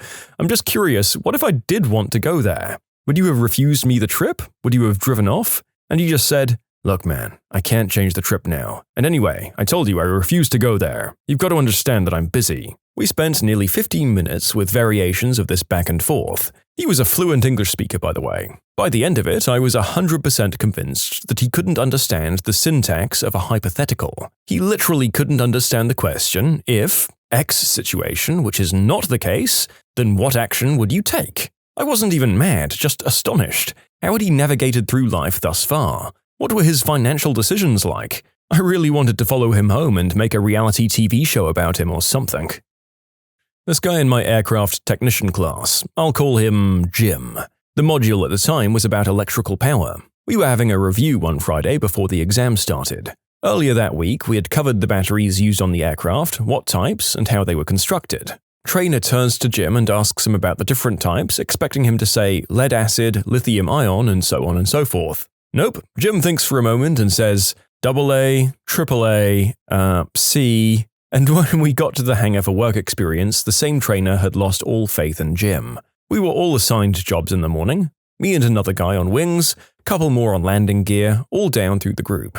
Then he gets to Jim, placed an A4 sheet of paper on the ground and told Jim to stand on it so it didn't blow away. We all laughed, Jim included. The trainer was joking, right? He wasn't joking. Jim stood there all day. A girl from elementary school believed that outer space isn't real, that Benjamin Franklin invented the time machine, and she was unaware of hammers. A guy in my high school who was convinced that the Dutch had sore throats at night from their accent and language. I'm Australian and I was living in the USA while pregnant. My sister-in-law asked which accent the baby would be born with. The girl I used to work with before she got fired. One day she'd come to work with a broken arm and claimed her boyfriend pushed her during a fight and she had fallen. We were all really concerned for her until she came back a week later saying she had shanked him in the hand during a fight to get back at him for breaking her arm. Then a few weeks later she told everyone she was secretly trying to get pregnant because if she got pregnant, her unemployed boyfriend would have to get a job and help pay the rent. She got pregnant and her boyfriend immediately dumped her. Oh my god, so many twists, but not in her fallopian tubes, unfortunately. An old co-worker of mine, he was helping me move and while we were carrying the couch, he dropped it. Thinking he was hurt, I asked if he was okay, and with the most serious and frightening look in his eyes, he said, pointing, "Look, it's the moon and it's daytime." He was 25 at the time. My sister, who carved a symbol of the Third Reich on her own arm, it wasn't even symmetrical. Sieg fail. There was this guy at my high school who wasn't too bright and was mostly harmless, but about halfway through he decided he was going to be a thug. One day he goes into a class of first years when the teacher wasn't there and robs all of their electronics, cash and valuables at knife point without covering his face, and before he left he gave them his real name, saying, "And you'd better not tell them that it was me, Jim Conrad, that stole all your stuff." He then proceeded to leave school grounds with all of the stuff, but then decides against stashing it off campus, so he came back with all of the stolen stuff in his backpack and went back to spy on the class with his backpack full of loot while the police officers were taking their statements so that he could make sure that the other kids weren't ratting him out. The kids all rat him out, and when he hears his name, he steps into the class, proclaiming he'd gut every single last one of them if they didn't take back saying that he did it. With the police officers still in the class and all of his loot still in his pack. He was expelled and arrested, and when word got out to our year group, everyone just face-palmed. I don't know why he's so stupid, but it wasn't an isolated act of idiocy. It was quite well known by everyone in our year group how dumb he was. In fact, he didn't even qualify for admission, but his family called in a ton of favors to get him in on recommendation. One night during high school, my friend and I got invited to a party. I didn't drive back then, so my friend picked me up. All went well on our way to the party. On the way back, however, he got pulled over. As we were pulling to the side of the road, I told him I was going to pretend to be sleeping, since I was the passenger. Anyway, I hear the cop get out of his cop car, walk towards our car, stop at the window, and not say anything. I can feel the brightness of his flashlight, but I don't hear him or my friend say anything.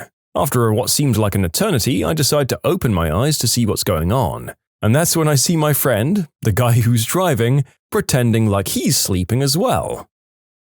What made you give up on a computer-illiterate person who you were just trying to help?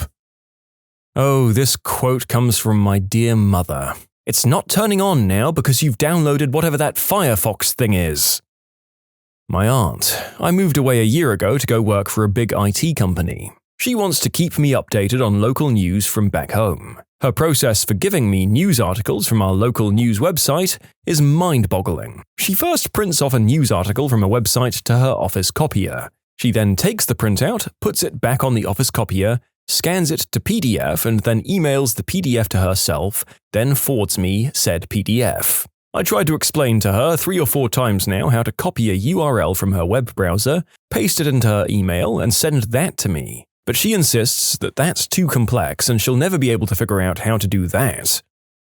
My boss calls everything from our website to our printers database. We do in fact have a document database which we use, so every time she has an issue, I have no freaking idea what she's talking about. I can't connect to the database. It might mean she can't print.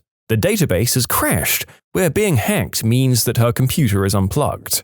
There are similar people at my company who refer to everything as the server. Is the server down? Means their screen resolution is set to 800 by 600. Is the server up? Means I've somehow erased my hard drive. And could you put it on the server means why isn't the file magically appearing on my desktop? Reaching over my shoulder and pressing the power button while I'm midway through a registry edit and saying, "Do you think rebooting it will help?" How does one react to that without violence?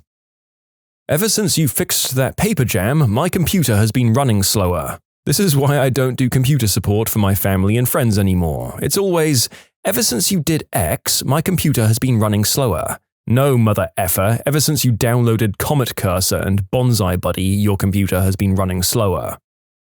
I'll ask them, show me exactly how you caused the problem to occur. And they'll answer, why can't you do it? You're the computer expert. It's maddening. Even when you try to explain why you need to know what they were doing at the time, they still take it as an accusation. What are you going to do because of it? Call the police? I really don't get the irrational fear of computers from some people. People will apparently choose to take any suggestion that they might have caused the problem as a personal attack as well, even when it's from someone that they need to give the information to in order to fix said problem. And this isn't even unique to computers. Is it possible that the human race are the ones who've missed a major software update somewhere along the line? They thought that if you get the destination address slightly wrong on an email, someone, like an electric postman I guess, will know what you mean. My mum had been giving out her email, adding, or something like that, at the end of it. There's a guy out there who's a devout Christian. I think I've gotten every single email intended for him for years. Personal stuff, calls to pro-life action, bank statements, his child's PlayStation Sony account, and lately, a lot of really crappy adult movie and dating sites. I think he might be going through a divorce. I think the most infuriating thing you can hear from one of these people is when you're on your way out, walking past the computer, and then, oh, by the way, while you're here. Recently, this happened. My IT manager said, the .com site is slow. The system admin said, is the entire thing slow or one of the web apps or what? Can you just spin up some VMs to make it faster? Our answer to every problem is now, just spin up some VMs. Users seem to latch onto phrases like that. I remember once when our internal CRM was playing up, I said, I need to restart Apache. And holy crap! After that, everyone in an office of about 20 people would tell me I need to restart Apache whenever something went wrong. Internet down? Restart Apache. Document missing? Restart Apache. Forgot your password? Restart Apache. So, here's how you can prevent this from happening in the future. Don't give me the technical mumbo-jumbo, just fix it. Oh, it doesn't work for me like it does for you, I'm just unlucky. That is never true.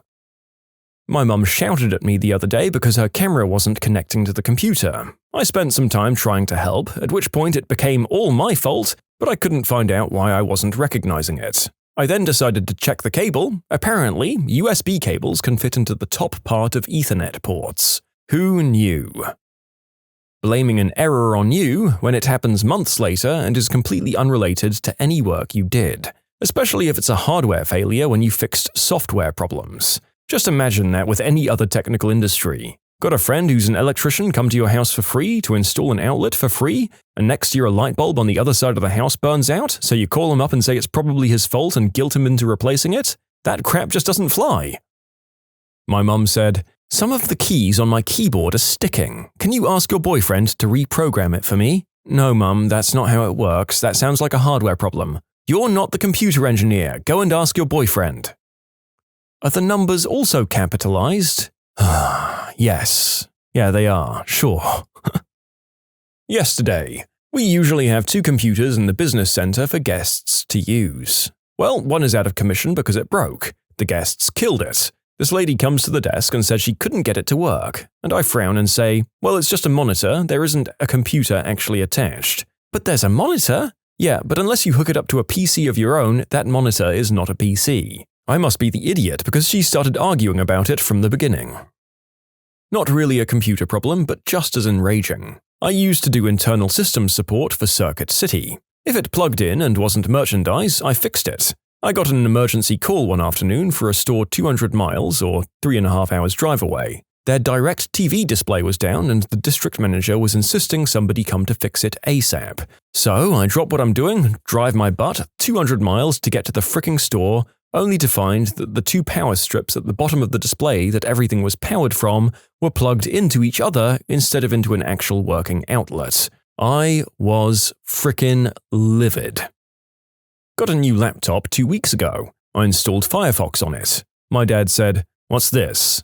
"Oh, it's Firefox, Dad. It's a different web browser. I don't want you installing things that aren't normal to your new laptop. It could contain viruses." I once spent 20 minutes correctly aligning the pins on a VGA connector that a client's child had smashed repeatedly onto the video connector, incorrectly resulting in pins being bent and twisted like a plate of spaghetti. If I hadn't, she would have needed a new monitor as it was a CRT and it ran directly into the unit, as opposed to today's setups. So after I do this and get her computer to a screen, she begins to complain to me about how I wasted 20 minutes of time intentionally to bill her more. I said, "Good day," like I was British royalty, and I moseyed on to my next call. "Hackers use Notepad," said my IT director right after removing the Start menu shortcut to Notepad from everyone's computer, but he did leave the executable. I'd like to let it sink in that this was uttered by the Director of Information Technology at a company. I'm an idiot nobody with an arts degree, and it sounds like I'd be better at the job than him if I just rocked up, played Minesweeper all day, and let my personnel do their jobs. At least I have the sense to know when I don't know what I'm doing. The end user said, "I had a Word document on my C drive that I'd been working on for the past week. I accidentally deleted it and emptied the recycle bin. I need the file for a meeting I have in 20 minutes. Get it back for me." "I'm sorry, but there's really no way for us to recover that file." "But I thought you said that the servers were backed up nightly. Go to one of the backups and get it back." "Well, that's true, but you didn't save it to the server, you saved it locally." "Well, yeah, I needed it on the C drive in case I needed to work from home." "But you have a desktop PC, not a laptop. How do you work on it from home?" "What do you mean, how? I email it to myself, work on it on my home computer, and then email it back." I take a big breath inwards and say as professionally and calmly as I can, "And you did this last night?" "Yes." At this point I'm very happy because I realize that I can help the person after all. "Great! Then there should be a copy of the file in your inbox. You can just re-download the attachment you sent yourself last night." "You mean I have to do it myself? Fine. God forbid you IT guys actually do anything useful. I don't know why we even pay you." Slams the phone down to hang up. I helped an old man working on a laptop over the phone. He was working on an oil pipeline near Dead Horse, Alaska. He didn't know where the Start menu was, and I asked him to go to the bottom left on his desktop, to which he responded, "I told you I have a goddamn laptop, not a desktop." Okay. Now again, I just want you to type A as in apple. K as in apple? Okay, where are your files located? In Word. Okay, but where are they? In Word. But what file are they in? In my documents? No, they're in Word, damn it. Back in the day, there were monitors that you could switch from color to green only, so you could use them as a text-only terminal or as a regular monitor. A fairly common complaint was, "My monitor is all green," and it was just a button you press on the side of the monitor to toggle it back. I got a request to fix this one day. I cruise over and press the offending button and the monitor switches back to color. "How did you do that?" I proudly show her the secret button placed conveniently near the power switch on the side of the machine. In every other instance of this problem, at this point the user would say, "Oh, thank you," and I'd walk away satisfied with another successful ticket closure. But not this time. "Why is that there?" they ask. I explain it's in case the monitor is used on a text-only terminal. Plain green letters are easier to read. I don't understand. I just want to know why it happened. I point out that the button is right near the power button, and she probably pressed it accidentally when she turned the monitor on or off. "I didn't press any button. You need to fix it." "Okay, really, I don't care. Your monitor is color again, and I just wanted to get out of there." So I started edging away. "I want to understand what happened so it will never happen again."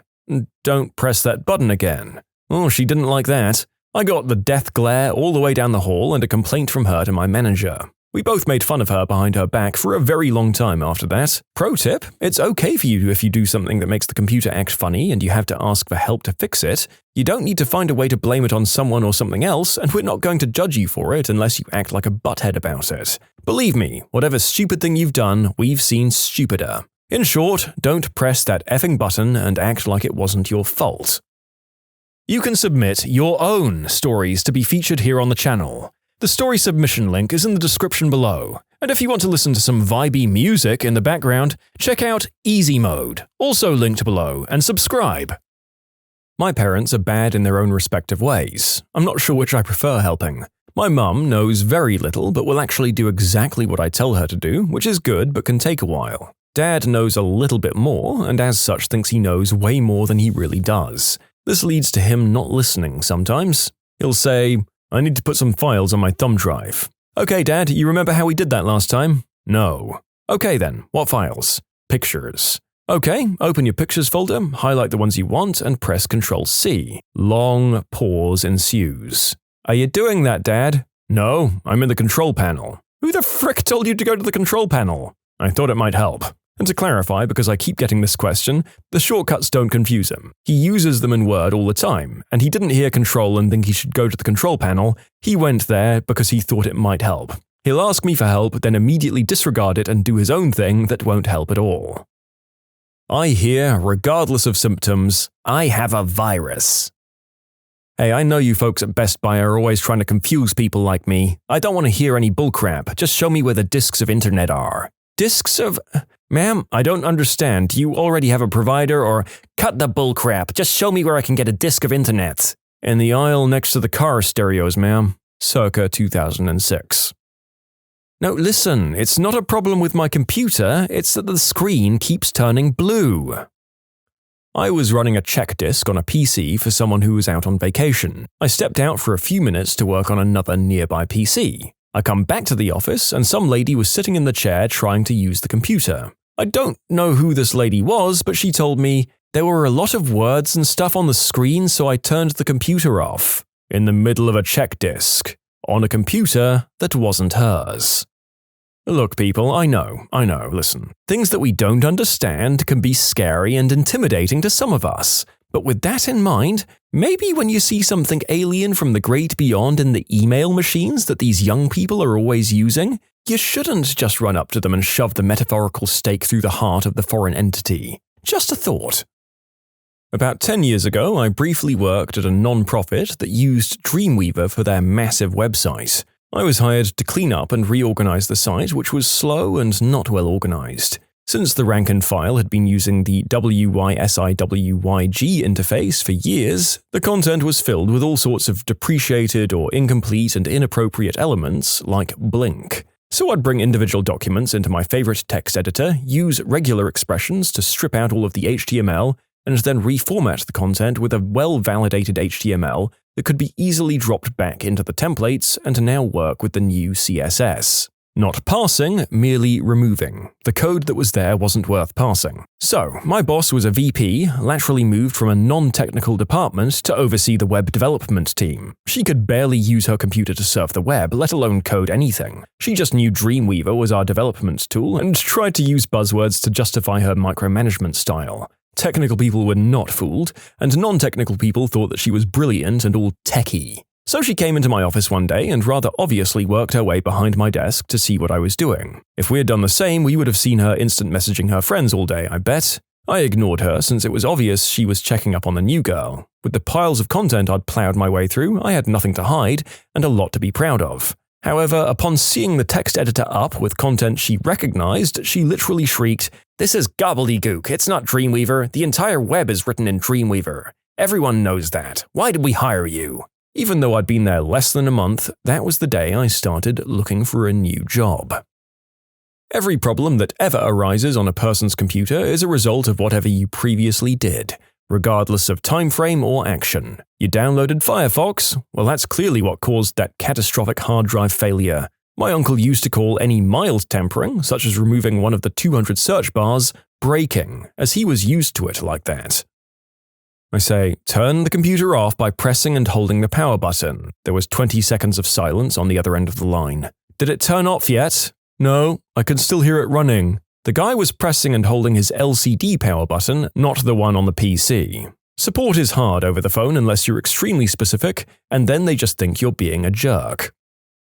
So I've just stopped helping friends altogether because it feels like having the nebulous qualifier good at computers entitles any and all acquaintances to treat you like slave labor tech support. And that is bullcrap because you can't do that with any other skill set. If you've got a friend who's got some culinary talent, you never hear someone say something to them like, "Hey dude, I'm really craving a southwestern omelet with a spice honey glaze, and I was kinda hoping you could help me out." Huh? Google it. Google what? Oh, Google the recipe. Why would I try to seek out step-by-step instructions and try to solve my own problems? That sounds like it involves work and reading. Come on, do it for me. You're so good at cooking. I mean, I'm not going to compensate you in any way, but you're so good at cooking, it'll be fun. Granted, I'm going to eat the entire frickin' omelet, so there'll be no tangible benefit for you, but it'll still be fun. Well, no, of course it doesn't sound like fun to me. I'm not a frickin' idiot, but I bet it'd be fun for you. Oh, and also, couple of things. I'm going to hover over your shoulder the entire time and complain about how long it's taking every 5 minutes or so. On top of that, you'll probably get a call 2 weeks later like, "Hey man, what's up? Oh, I'm fine. I just got done eating a deep fat fried pepper stuffed with bacon and sautéed in Tabasco. Anyway, for whatever reason, I feel like I'm going to crap my pants any second, and I'm pretty sure it's because of that omelet you made me 2 weeks ago that gave me indigestion. You want to come over and grill me a steak to make it up for me?" "Where's all my stuff?" she said after reloading her operating system and having 1. Explained at length how everything would be gone after she did that, 2. Offered her a data transfer, 3. Read her the wipe and reload paperwork out loud, and 4. Had her sign the papers that said everything will be gone. Finally, we told her that her computer would only have the things on it that it had when it was brand new. "I didn't think you meant everything would be gone, though." Doing tech support at an ISP, the person said, "My computer won't turn on. Your internet is broken." I asked them to check the back of the computer to see if the plug was in, and they replied, "I can't see the back of the computer. It's dark in here." I said, "Well, turn on the light then." "Well, the power's out." Computer illiterate people think everything is a virus, almost like how I think everything in the sky is a UFO. "Is it done yet?" After explaining exactly what the problem is and then having the completely computer illiterate person say, "Oh, I don't think that's it. That can't possibly be the problem," usually followed by a broken description of something their brother's, cousin's, sister's, daughter's, boyfriend's former roommate, who's also a computer genius beyond your skills, said about Fruity Loops that has absolutely nothing to do with the issue. My mum and sister had managed to make my mum's computer so slow with retarded bullcrap that she went out and bought a new computer. The infuriating thing is that when she went about installing the same crap on the new computer, I could have cried. When that too became slow, my mum finally let me sort it out and she agreed it was better, but I had to change the Firefox for an IE icon and rename it Internet. I also had to ban her from installing idiotic software, which she sort of listened to. So the new computer does okay. She recently got an iPad and has filled it with all the crappy apps she can find. There's no helping that woman. Oh, they can't help it. I'm willing to bet my pathetic crappy fortune on her never using the vast majority of those apps more than the one time she's prompted to install them. My inspiration for that idea? My dear sweet mother. Just the general misconception that working in IT or web development is not real work. I mean, I'm obviously not working hard, right? All I do is sit at a computer. Shut up. I was working with computers before you were even born. I probably know more about them than you ever will, said my dad, who hasn't owned a computer for 20 years and doesn't even know how to use Google. Talking to my mum, "It won't do anything. Is it on? Yes. How can you tell? The red light is on. Okay. Hit the button right above the little red light. Now it's green. Is it sick? Is this a virus?" After my mum asks for help with something I've never problem-solved before and I start looking for a solution, she asks me to show her what I'm doing. When I say wait and let me figure it out first, she says, "Well, I can't learn if you don't show me. Can you learn with a pitchfork in your skull, woman?" How about those people who are just dangerous around a PC? I had a guy at my office take home a work laptop. He brings it back and says it won't boot. I try and it turns out there's no IS. I ask what happened, and he says it was slow, so he put a disk in and chose to reformat. This guy was so bad, he was completely computer illiterate, but for some reason believed he knew more than me. So dangerous.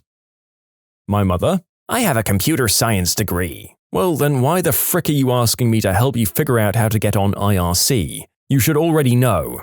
I'm your mother, don't talk back to me. Facepalm. I don't want you to show me what I did wrong, just fix it.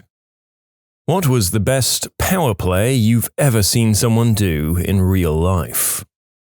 One of my friend's daughters has hearing aids. They're similar to the ones old people use, but with an extra piece on them. They're not the ones that are attached to your head. If somebody is bothering her and she doesn't want to deal with them, she pulls her hearing aids out and keeps doing whatever she was doing. This girl is 8. A friend and I were driving home after a night out and we got pulled over by the police for speeding. The cop approaches our vehicle and my friend, the driver, says to the cop, I didn't even see you. Where were you parked? And the cop responds by saying that he was parked at the bottom of an apartment building driveway that has a blind spot. So my friend says to the cop, well, I own that building, it's private property, and I've asked you guys numerous times not to park there, as I don't want my building having a reputation of being a speed trap.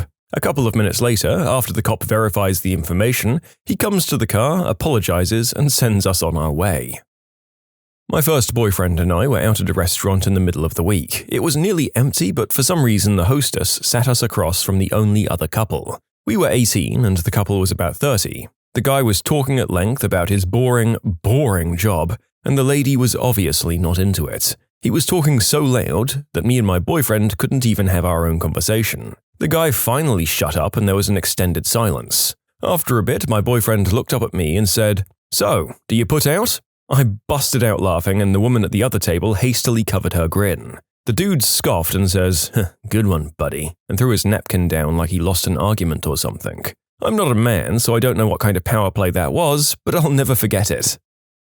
Junior year of high school, AP physics class. It's the end of the year, AP tests are over, and we've got nothing left to do, so our teacher is leading a game of scientist hangman. The puzzle on the board is first letter with 6 words, third letter N, second word 9 letters, third and fourth letters RN. The classroom door was open. There was a senior walking down the hallway past the classroom. He takes one glance at the puzzle and yells, Daniel Bernoulli, without breaking a stride.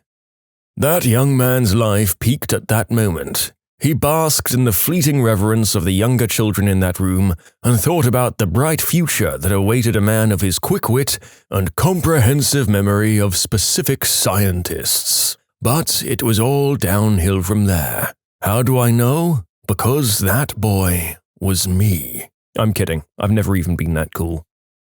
Worked at a major office retail store for a while in the tech section. Everyone was paid just above minimum wage except for the department leads who made $10 an hour. So I took on a lot of his usual duties. Coming up was Black Friday and nobody was allowed to take it off. Company policy, no ifs, ands, or buts, all hands on deck. Well, I asked off anyway, hoping maybe they'd let me. My girlfriend's uncle was always gone on deployment, and this was one of the few years he'd be home for Thanksgiving, and I really wanted to finally meet him. They told me no. So I go back to the tech section and keep filling in as if I was the tech lead. Then I approach the store manager, asking if I can have that position as well as the raise that accompanies it. He sat me down and explained how they weren't sure yet, and if I could really work hard for the next 6 months, then they'd reevaluate and see if I was a fit for the position then. The other department managers all figured I'd be given the job, and they were all surprised when it hadn't happened. I smiled and said, "Thank you for your time," walked straight to the work computer we used and typed this exact message. "Dear store manager's name, this is an official 9-day notice as my last working day here will be the day before Thanksgiving. IK Izzy." I walked right back into his office after printing it out and handed it to him. He reads it, looks up at me and asks if I can stay for Black Friday. I told him he couldn't pay me enough. This kid from my class in high school was too late for physics class. When he entered the class, the teacher said, "When you're too late, you know you're not supposed to enter that door, Jacob." So this happened on a summer day, and the fire exit door was open. After 10 minutes, we hear this walking sound on the metal steps of the emergency stairs outside. We had a class in room 403, the 4th floor. After a while, we all see Jacob entering the room from the fire exit like nothing had happened and sit down. Dropped my son at preschool early with breakfast. Only other kid there was a girl eating her breakfast at one end of the table. She bats her eyes and says, "You can sit by me." He says, "I like this spot over here," at the other end of the table, and she got up and moved. I worked at a grocery store with a friend of mine, and he wanted a long weekend because he had friends coming into town, so I took over his days for him. Everything was fine, I was still under 40 hours and the days were covered. Although for some reason the store manager was upset about this and was lecturing us about switching days. My friend looked at him in the middle of his rant and said, "Bob, your beard looks great today." We're both straight dudes. He immediately started cracking up and walked away. That was the end of that, and there were no talks about switching days after that. When I got fired at my old job, I didn't know they were going to fire me then, they pulled me into a conference room. There were 3 people and me, and the 3 were sitting around the table. One said to me, "Have a seat," and I said, "No," and stood while they all talked up at me. I'm glad I went out that way because apparently I was the talk of the company for a few days until the next person quit. It was a real crappy company for sure. Had a friend walk up to a girl at a party and say, "You are the hottest girl here and I'm the best looking guy. We belong together." He took her home and they're married now. She was the hottest girl there. It's highly debatable on him.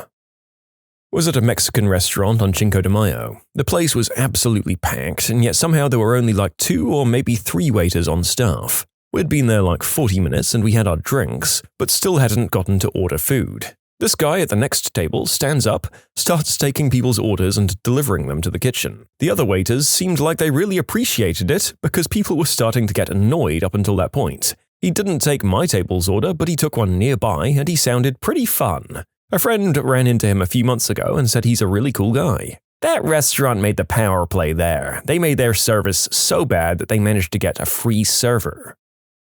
My boyfriend's 5-year-old niece was sitting in my lap. Her 7-year-old brother wanted to sit on my lap, so she tooted on me and was like, "Well, I guess you'll have to sit in my fart cloud now." At a bar, not particularly busy, bartender was talking to some girl across the bar, ignoring everybody else who was trying to get drinks. 10 minutes go by, still chatting, then this one guy reaches across the bar and fills himself up from the tap. What you've got to do in that situation is climb over the bar, serve everyone their drinks and take the money for them, and then leave before the bartender notices you. I asked my friend's 3-year-old son who his new girlfriend was. He said it was my girlfriend. I was at a party in college. One of my friends was chatting up some girl he was into.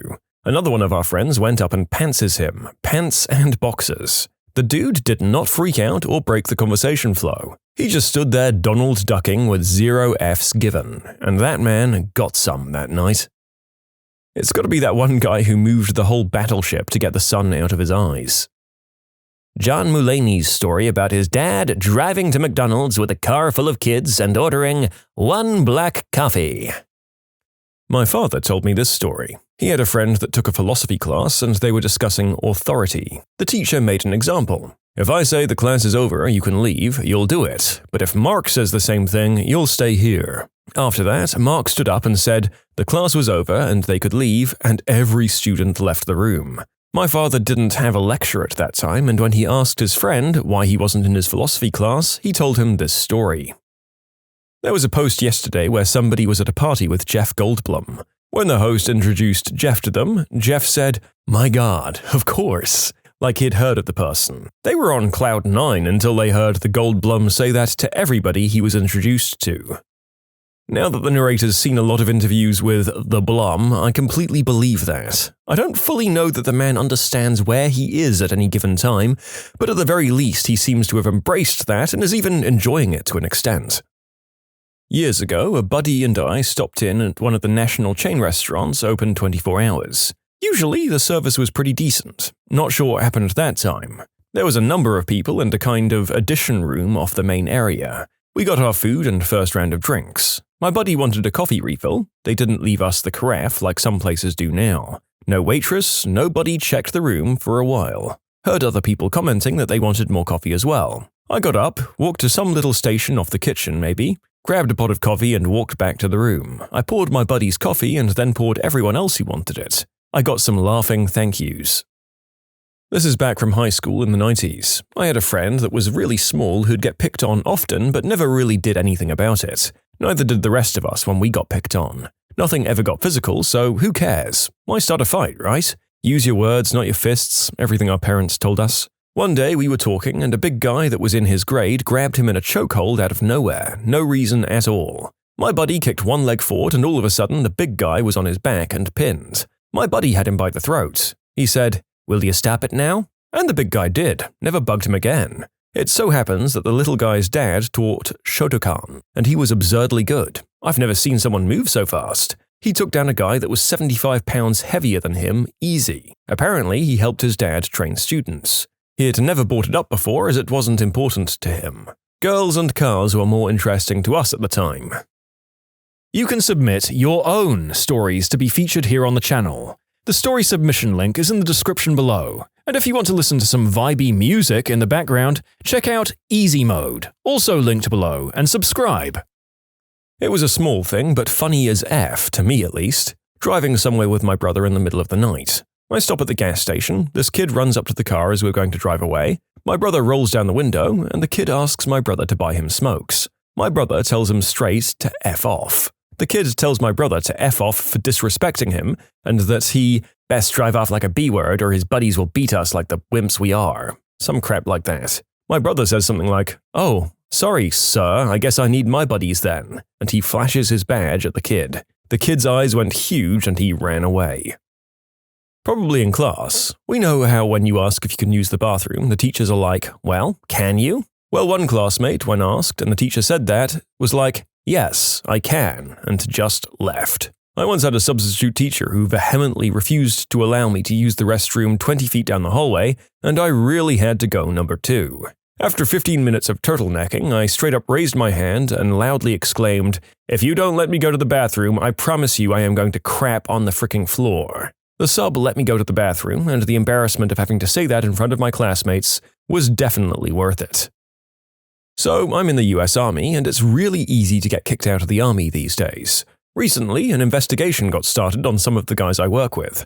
They were accused of doing and selling substances, but there was no evidence to support that. No substances, no positive urinalysis, no paraphernalia, nothing. However, due to an attempted power move by the chain of command, these guys were all going to get kicked out. Well, obviously, they all lawyered up and started defending themselves. This whole process took so long that a couple of these guys were set to get out of the Army anyway. So the chain of command extended them so they could continue to chapter them.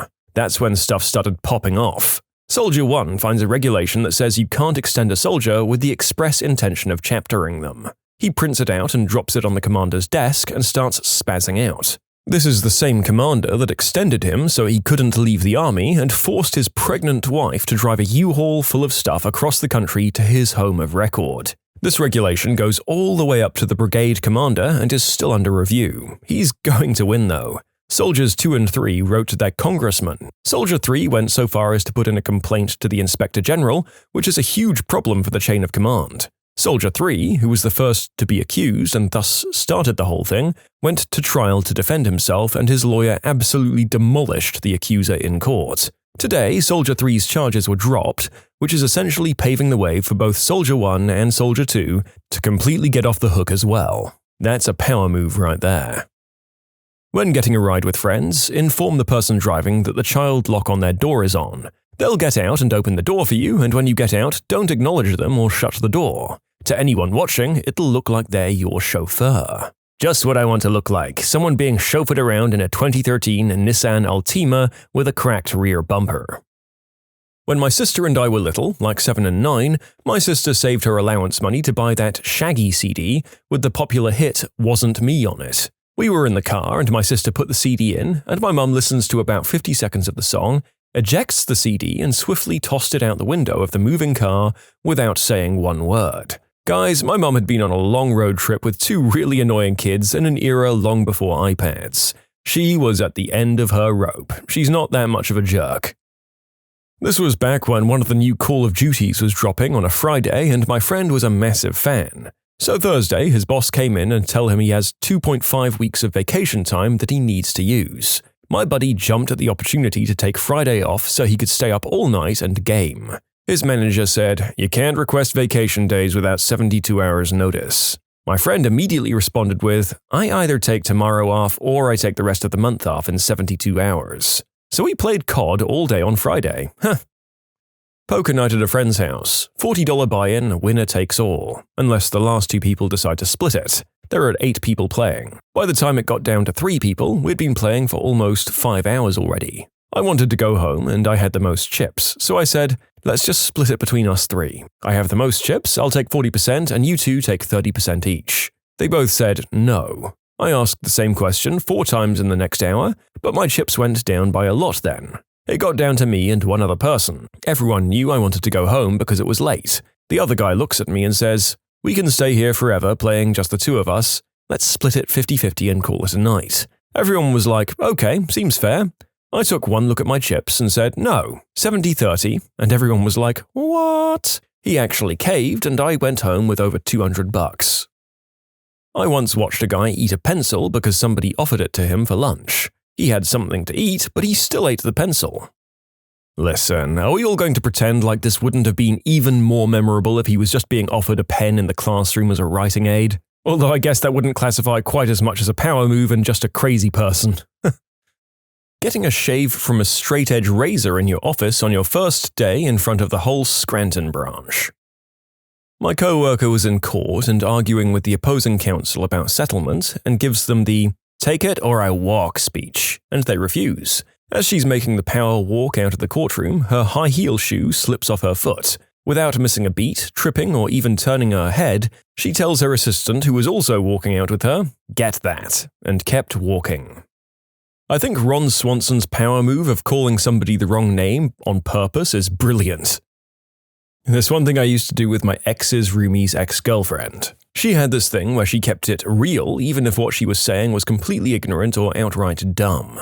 Her name was Jessie, but every time we'd hang out, I made sure to call her something like Junie, Julie, Jocelyn, or some name starting with a J. Eventually they broke up and I met her at a party where I actually did call her Jessie, which made her very happy, and she apologized for being such a C-word towards my roommates and I. Well, now I'm the C-word, aren't I? One time I was at a bar with this girl I was hanging out with along with some other friends. There were 6 of us in total. At some point, the girl's ex walks in and comes over to our table to make awkward conversation. The girl was completely uncomfortable and so was everyone else. So I go to the bar and order 6 shots and bring them back to the table. I hand a shot to each person in my group and hold mine out for a toast. The girl's ex got the hint and left us alone. I used to be a bartender at a Walkabout bar. For those not in the UK, Walkabout is an Australian-themed chain of bar and club venues. One night, a particularly horrendous-looking woman and 2 men were standing at the bar waiting to be served. The only appropriate way to describe this trio would be that they looked like they came to the bar straight from a taping of Jeremy Kyle, where they were trying to figure out which of this girl's cousins was the father of her baby. As is my job, I approach the 3 of them, and before I can get past, "Hi, what can I get ya?" the woman shouts, "Large rosé." No please, no thank you. Whatever, pretty much standard procedure at this crap bar, so I just ignore her rudeness and I start pouring the wine.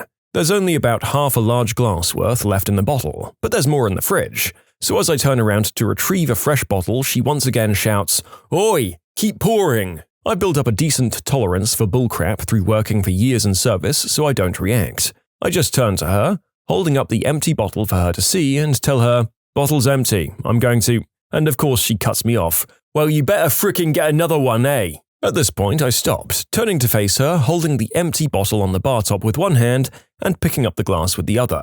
"I'm not serving you, you're a loud, obnoxious witch and I can't be arsed." She was briefly flabbergasted. Emphasize on flab as her jowls wobbled in disbelief. She finds some words and says, "Well, that's not good customer service, is it?" "Well, that's not good customer behavior. And you know, I handed in my 2 weeks' notice a couple of days ago, so screw it." And I turned, pouring the wine glass into the bin as I went, and walked into the back room where the shift leader was standing. I told him, "Yo, some stupid bunt is going to submit a complaint about me." "Oh, why?" he asks. "Because she's a stupid bunt, I'll tell you the details later." And I walk back out to the bar and start serving everyone else while this stupid bunt starts fuming and waiting for someone else to serve her.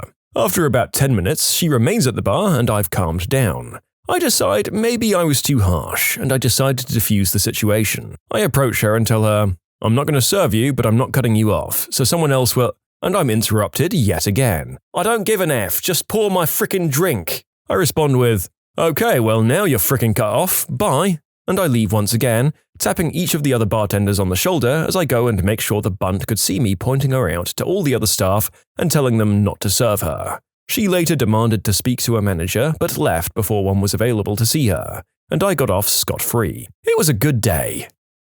My friend used to work at Blockbuster, but they fired him after 10 years to hire someone to do his job cheaper. So he created Netflix. It might not be the biggest of all power moves, but I always appreciate it when someone shows up late drinking an iced coffee. If it was a regular coffee, you could just assume they got the cup a while ago and were still carrying it. When you hear those ice cubes rattling around in the cup though, you know for sure that they got that drink pretty recently, even though they were running late. It's a real say something move. When did you have to lie about an injury because the truth was too humiliating? I once semi-dislocated my kneecap in such a way that my leg locked up and I was in incredible pain. I did this sitting down to eat at the dinner table and twisting my leg somehow, so I hurt myself sitting down. Instead, I told my friends that I'd fallen down a steep hill at a local heathland, but my brother told them the truth and I was promptly mocked. I broke my toe running from a bee. I'm a huge weenie about stinging bugs, so when I got a bee in my hair, I freaked out. I ran towards the house, lost my balance and kicked the concrete steps of my mum's porch and fell backwards. Mum was sitting on the porch and I accidentally backhanded her before crashing to the ground. She was laughing so hard she couldn't help me up, and I was laughing so hard I couldn't get up. I was really embarrassed for a while and just told everyone I tripped. I got over the shame because it was pretty frickin' funny, so I don't lie about it anymore. I was once buttering toast with my face really close to it. I liked the butter to be spread very precisely. Then I sneezed and slammed my head on the counter, effectively knocking myself out. I had to go to the ER to be treated for a concussion. In 3rd grade, I was holding a pencil in my fist, point up. I sneezed and face-planted into it. I'm 24 now, and every once in a while, someone tells me that I have blue ink on my forehead. I then have to tell them that it's actually a scar from stabbing myself in the face mid-sneeze. I can sympathize with you. So, I dislocated my kneecap while tickling my pickle. I lied and said I was falling off my bed when I woke up from a dream. I messed up my knee so bad one drunken wild night with the husband, and now, 12 years later, I have to go upstairs one at a time, and my knee aches with the simplest of weather changes. I really need to get it fixed and actually looked at by a good doctor, but that costs money, and I have more important crap to deal with. A caution to the rest of you, don't do drunken canine-style bedroom stuff and fall off the bed onto the clothes hamper with your hands tied behind your back. I once fell out of bed and cracked my head open on a metal frame. There was blood everywhere, ER visit, stitches and stuff. I was about 6 years old. I still have the scar decades later. My mother literally changed our beds, even though we really couldn't afford to buy safer ones. The truth is, I didn't want to go to bed. So I flung myself out of bed to pretend to be hurt and maybe get to stay up for a short while longer. Well, mission overachieved on your goal there at least. Maybe there's something to be said for not shooting for the moon on every one of life's little endeavors. You should only commit that hard when it comes to things that will help you achieve your long-term goals, perhaps. I was removing facial hair using a remover cream. I ended up leaving it on for too long, which caused burns. I told people I dropped hot noodles on my face instead. I got surgery a few years ago on my knees as I dislodged some loose cartilage to the joint and also torn a bit of my meniscus. At the time, I was playing a ton of Ultimate Frisbee, so I just told people it was that.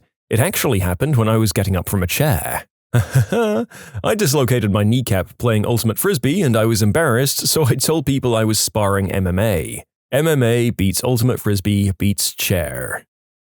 I got a black eye as a kid. I slipped and fell onto the support beam for my basketball rim.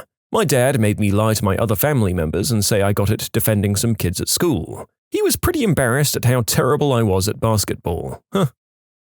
Was getting hot and heavy with my boyfriend at the time. He reached under my shirt and unhooked my bra, and then pulled my shirt and bra up over my head at the same time. As he did this, the underwire from my cheap bra popped out and left a massive scratch right across my forehead. I made up some story about digging through my closet looking for something and getting scratched by a hanger. I have a 1.5-inch stab wound scar on my left bicep. When I was younger and attractive girls asked me how it happened, I'd tell them that it happened during a fight where someone pulled a knife on me. Actually, I worked in a butcher shop off a market when I was in my late teens. Part of my job was to collect all the carving knives from the prep area, put them into a large plastic bin and carry them behind the deli case to the kitchen to wash. One time coming back out of the kitchen, I failed to notice that somebody had opened the trapdoor to the basement, in my direct path. While I was in the kitchen, the plastic bin I was holding was obscuring my view. I took one fateful step, opposite to the stairs side, and tumbled into the basement, with the contents of the bin raining down around me. Somehow, I escaped with only a twisted ankle and the aforementioned stab wound on my arm, for which I had to go to the ER for stitches. I'll always remember being dazed, sitting at the bottom of the stairs, looking up and seeing a meat cleaver embedded in one of the steps. To answer a lot of you, yes, the truth is a far better story than the lie. I'm a middle-aged man now, and I think that I told the knife fight alternative story way back then because it didn't really sink in that I could have died. I thought the truth made me out to be a klutz. As a teen, that seemed like logic. As an adult, I know a lot better. I cut my thumb with an axe. The cut was almost to the bone. I never told anyone because I was told not to play with the axe. This was when I was 6 years old. One time in chemistry, I managed to get a drop of concentrated sulfuric acid on my nose. It was the most physically painful experience of my entire life. I just sat in the back of the classroom, wiping tears out of my eyes silently because it was too awkward to say anything. Next lesson, people asked me what was up with my nose, and I had an awkward time explaining how you get sulfuric acid on your nose. I just itched it like an idiot. I fully took off my nail while playing football, is what I said. I was playing sport, just an intense game of sword fighting on Wii Sport Resort, and I slammed my hand really hard on a table.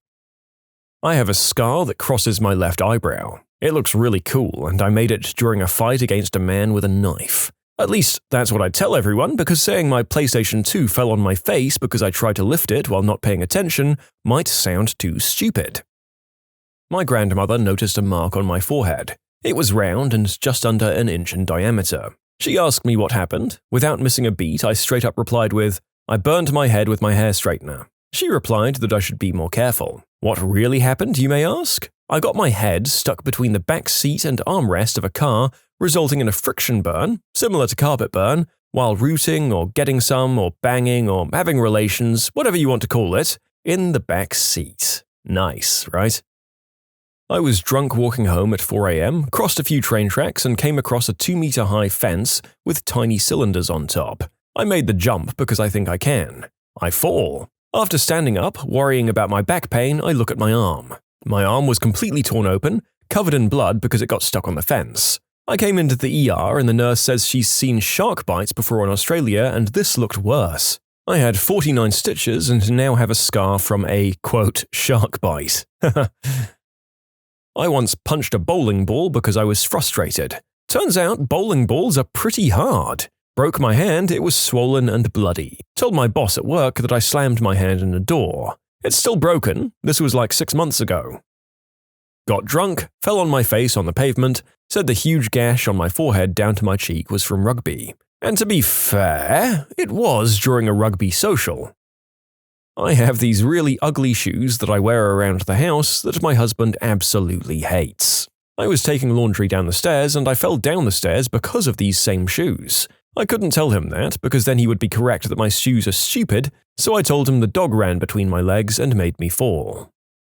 I was in high school taking my morning shower. It was an older house and the shower was a tiled-in room with a glass door. Being the high school dork that I was, I thought that it would be cool if I ninja elbowed the door open. The whole door spiderweb cracked and one little piece popped out, leaving me with a nice gash on my elbow. My hand slipped, I said. The funny part was that about a week prior, my brother had sliced his hand open in the same shower, trying to open a bottle of shampoo with a pocket knife. Neither of us are very bright.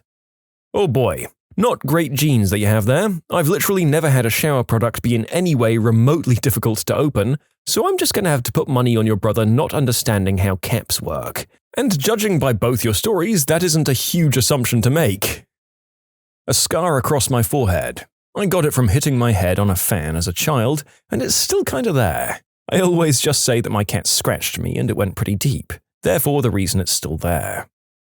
I haven't exactly lied about it, but depending on who I'm talking to, I've been leaving out some important details. I got my wife an electric scooter for her birthday. The day she got it, we went for a ride. I was on my electric skateboard. It had recently rained a bit, so the pavement was a little wet, but not too bad as long as you were careful. I got the idea to pretend to fart and get a speed boost out of it, so I made a farting noise and totally gunned it. Since the pavement was damp, my board slid out from under me and I went down directly in front of my wife. She didn't have time to stop, so she also fell. We both got some scrapes and bruises. Unfortunately, she got it worse than I did. When telling the story, I've left out the toot boost part of it, if it's someone I'm not really close to.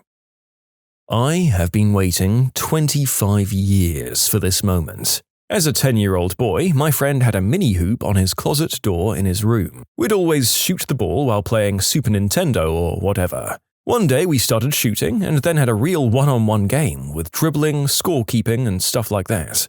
I went for a dunk and didn't realize the closet doorknob was missing and it was just jagged metal jutting out of the door. I remember looking down and seeing my shorts torn open and a bloody gash, and I was in shock. The cut was inches from my man parts. This was a close one. It wasn't bleeding a ton, but I could see fat and other strange stuff. It was a couple of inches long and I was a frickin' idiot 10-year-old, so I got a bunch of bandages from his house and limped home.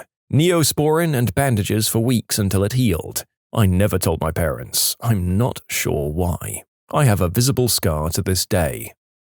You can submit your own stories to be featured here on the channel. The story submission link is in the description below, and if you want to listen to some vibey music in the background, check out easymode, also linked below, and subscribe. I was out of work for months for this one. Broke my finger and severed the tendon, catching a heavy door to hold it for a cute girl. I was having some trouble with my heart a few months ago that caused dizziness and occasional fainting. Passed out while in the shower and sprained my wrist. I told my co-workers it was a workout injury because I passed out in the shower was a visual I didn't want to give everyone. To be honest, saying you sprained your wrist in the shower isn't a visual you want to give them either. Finally, a story I can share. I was playing football, or soccer, with a bunch of friends. I was 12. Since we were all still school kids, one team was usually going to steamroll the other. On this occasion, I happened to be the keeper on the winning team, so I had nothing to do and I was really bored. I decided it was a good time to do some pull-ups, so I grabbed the crossbar of the goalpost and pulled myself up. Once I was on top, I stuck out my legs for fun and got them stuck in the net. I ended up falling to the ground and stuck out my hands to prevent myself from breaking my tailbone. I eventually found out that I'd broken my left wrist, with one of the bones inside the wrist being pushed out of position and slightly fractured. What I told my parents, and the doctor too, was that I was running after the ball and tripped over something, thus causing me to fall face first and break my wrist. In short, broke my wrist doing a pull-up on a goalpost. Told the parents and the doctor that I tripped while running after the football. I jumped off a 12-foot recreational climbing wall drunkenly to impress a boy and broke both of my legs, putting me in a wheelchair for the rest of summer. When I explained it, it was just abbreviated to, I had a rock climbing accident.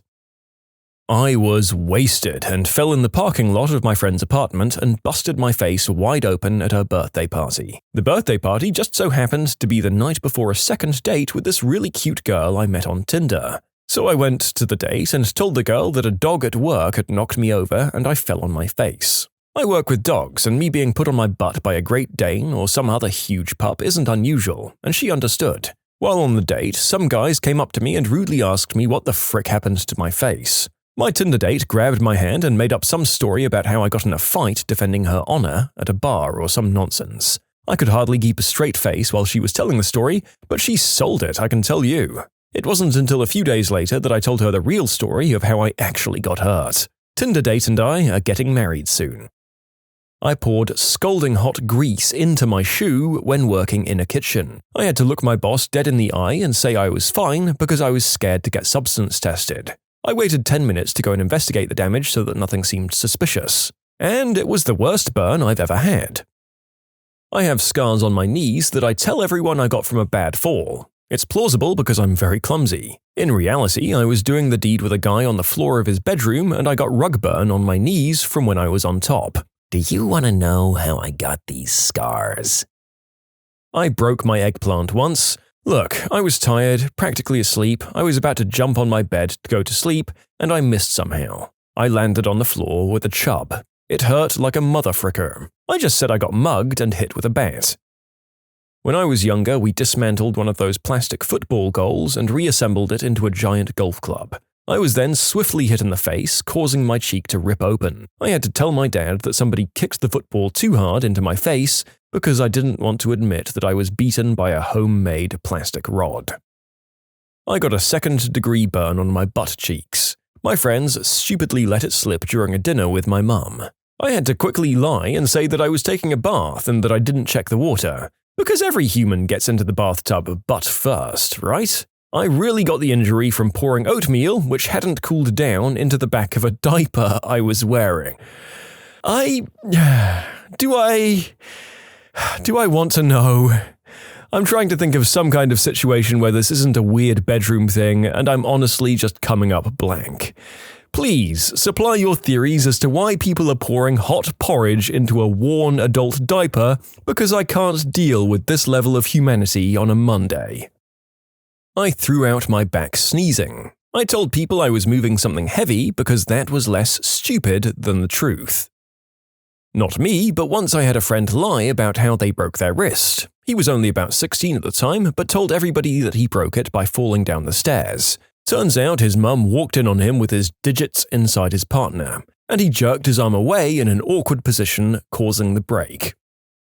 An ex-boyfriend and I were once getting busy, and he was repeatedly slapping me in the face while throttling me. Granted, it was a little harder than I prefer. He was also on white snow, and in my experience, people don't always realize how aggressive they're being while on that stuff, but it wasn't unbearable or anything. He suddenly stopped a few minutes later, eyes wide in awe. "Did I do that?" he asked. "Do what?" "Your face is all bruised." "Oh, it's fine. I'll look at it later," I said dismissively. Later comes around and I look in the mirror to see a purple handprint outlined across my cheeks. Even the lines of his hands were painted on my face in broken blood vessels. My parents didn't know that I was dating him, and they certainly didn't think that I was doing the deed, especially like that. On my way home, I stopped at Ulta and got color-correcting makeup. I piled it on using the mirror in my car, and wore my hair down and slightly over my face. My parents could still see some bruising though, and when they asked what had happened, I told them this absolute whopper. Well, I was driving home from work and dropped my water bottle. It started to roll as if it was going to get in the way of the brake pedal, so I bent down to grab it. While I was still kind of bent down, a cat ran onto the road and I slammed on the brakes, and I hit my face on the wheel. In short, ex-boyfriend left a handprint bruise on my face. I told my parents and my other friends and family that I hit it on the steering wheel. I broke my wrist in gym class playing kickball when I was 16 or 17. The grass was wet, and the girl on first base was a big and lazy girl, and I was in the shortstop position. So when I saw a kick go straight along the baseline, I knew what to expect. Girl didn't even bend down to try and stop it, just kinda waved one arm at her side. So I was running to try and get to it. I stopped it with one arm, but the grass was super wet and my feet just kept going. I fell down hard and had my left arm behind me to brace the fall. The only cool part of the story is that I finished out the rest of the game with what should have been a very obviously broken wrist. I went to the gym teacher afterwards and asked if I could go to the nurses for an ice pack before getting changed. And he was just like, Oh crap, that's broken. He flagged a kid to escort me to the nurses, and after a bit of walking and going up the stairs and adrenaline wearing off, I went into shock and I fainted. I told everyone in my first few years of college that it happened playing high school soccer instead of gym class kickball. I didn't play soccer in high school. A friend of mine broke his member while rolling over with morning wood on the bed. He got his super hot girlfriend at the time to say that it happened during the deed. This was not the kind you could hide. He was laid up, legs spread open for a month and another 2 before he could walk again. It was 6 months before he was back to normal. His wife, the same girl, just married him. She later told us the truth during a Christmas drinking game. I once gave myself a black eye trying to move one of those heavy boxes or containers of cat litter. I leaned over to pick it up, and unbeknownst to me, it was actually empty instead of the full 35 pounds I was expecting. So I brought it up way faster than expected, and the corner of the container clocked me in the eye. Thankfully, my school and friends know that I'm fairly clumsy as it is, so they didn't even really bat an eye at it once I assured them that it was just clumsiness. A fun tidbit, I've lived in the same house since I was born, and I've fallen down the same stairs I literally learned how to stairs on over 25 times in my life. I'm 18, almost 19 now. In high school, I was just messing around with some friends in the parking lot after school, and I'd jumped off the back end of my friend's car while it was in motion. I landed on my foot really goofily. I either broke a bone in my foot or badly sprained it because I couldn't really walk on it. I didn't want my mum to get mad at me for being an idiot, so I wrapped it up every day for a few months to keep it straight and not hurting. The pain eventually went away, but it was a rough few months that I had to fake not having a limp. My mum never really questioned why I was wearing pants every day for the early summer months, so whatever. My trifluoroacetic acid scar that's about 6 inches by 4 inches on my left forearm isn't a lab accident, as I tell people. I used the acid to cover my self-inflicted scars, which were prolific and noticeable. I got the idea from the hot iron scene in the movie Rush, where Jason Patrick burns off his needle marks. This scar is still incredibly obvious, but it's easily explained away. I never admitted that to anyone. I did it in 1995. I got super mad, and in my stupidity, I punched a wall and broke my hand along with snapping all the tendons in the pinky side of the same hand. To avoid disappointed stares and judging looks, I just said I dropped some furniture on it. What one weird trick does a profession actually hate? I'm always seeing those ads about how doctors and skincare specialists hate her, and wondering what secret tips really tee off entire professions. Thanks for the comments, everyone. Most disposal problems can be fixed with a few turns of an Allen wrench on the underside of the disposal. It manually fixes jams. Most people seem not to know this and call a plumber instead. I don't really care that much, but a regular customer at the McDonald's I work at has learned how to beat the system. Sausage and egg McMuffin, $2.99. Sausage McMuffin, $1. Round egg a la carte, on the side, 79 cents. He pays $1.79 and puts the egg on his muffin himself. Saves himself $1.20 every time. Ask your hospital if they have a prepaid discount for most of their procedures. We did not have maternity insurance when my wife got pregnant with both our kids. I went to the billing office 6 months before she was due in the nicest hospital in town. When I asked how much labor and delivery was, I was quoted in excess of 12 grand. I simply asked if there was a discount if I paid in advance. I was quoted 2.9 grand. I made payments for 6 months, about $500 a month, and walked into the hospital on the day she went into labor. Delivered, stayed for 2 days, standard, and walked out. Never received a bill. I repeated the process 2 years later for our second child, and I think the bill was 3.1 grand at that time. I was positive I'd receive another bill, but we never have. Gift cards don't expire in the state of California at the time of writing in 2014. If a gift card has a monetary value, like a $50 Amazon gift card, then it legally can't expire. If it says that it's expired when you try to use it, contact the retailer directly and inform them that you live in California. They'll issue a replacement. For clarity, it seems from other comments that this isn't limited to just my state. I only knew this from personal experience and didn't do any research. There are also people asking questions about fees and places that have shut. Some cards charge a maintenance fee, like a couple of dollars a month, until the card runs out. But people have pointed out that sometimes that's illegal too. If the store has gone bankrupt or disappeared, I think it's safe to assume you missed out though. Happy to see how many people this has helped, and I hope some people have found gift cards from Christmases past. At gas stations, at least in my state, they have to turn on the air for you to inflate your tires if you ask. No need to put quarters in the machine. The gas station attendants always make a sour face when I ask, so I assume they hate it. Free compressed air. The narrator wouldn't be surprised if in the years since these were posted, many of them have been updated or become more widely known, but you can never guess. I honestly didn't know that the air pumps weren't just free in every part of the world. There you have it. They're meant to be free, and you might still be able to check if you need a quick pump. This is the law here too. The response has always been, "We don't have a switch for the air pump," or "Sorry, it's broken." See, that's when you pull out the checkbook and write something while tutting, then give them a smile and say, "Okay, well, on with the rest of the inspection." Worked in the garage door business for a few months. So many times we'd get calls out. "My garage door isn't closing." We get to the house and there's a leaf in front of the safety eye. Before calling, make sure A, there isn't anything obstructing the safety eye, and B, the unit isn't unplugged. Another real easy call is a wiring issue. Sometimes technicians won't put any electrical tape on any wires that they had to splice. Do a quick check to see if there's any wiring that's touching what it shouldn't be touching. Also, on the unit, verify that the wiring is actually connected. Lastly, if you're having issues with it going halfway up or down and then reversing, it's likely the force. As the unit gets used more and more and gets older, the force needs to be adjusted. On most units, there are 2 screws on the side or back of the unit. Take a small flathead screwdriver and adjust the up and down force up a notch and test it. These 3 tips will save you a $60 to $90 service call. Knowing that so many so-called locksmiths are the drill and replace type, they know nothing about actual lockpicking and will just bust out the drill the lock, and overcharge you for a cheap replacement, usually the Kwikset brand lock.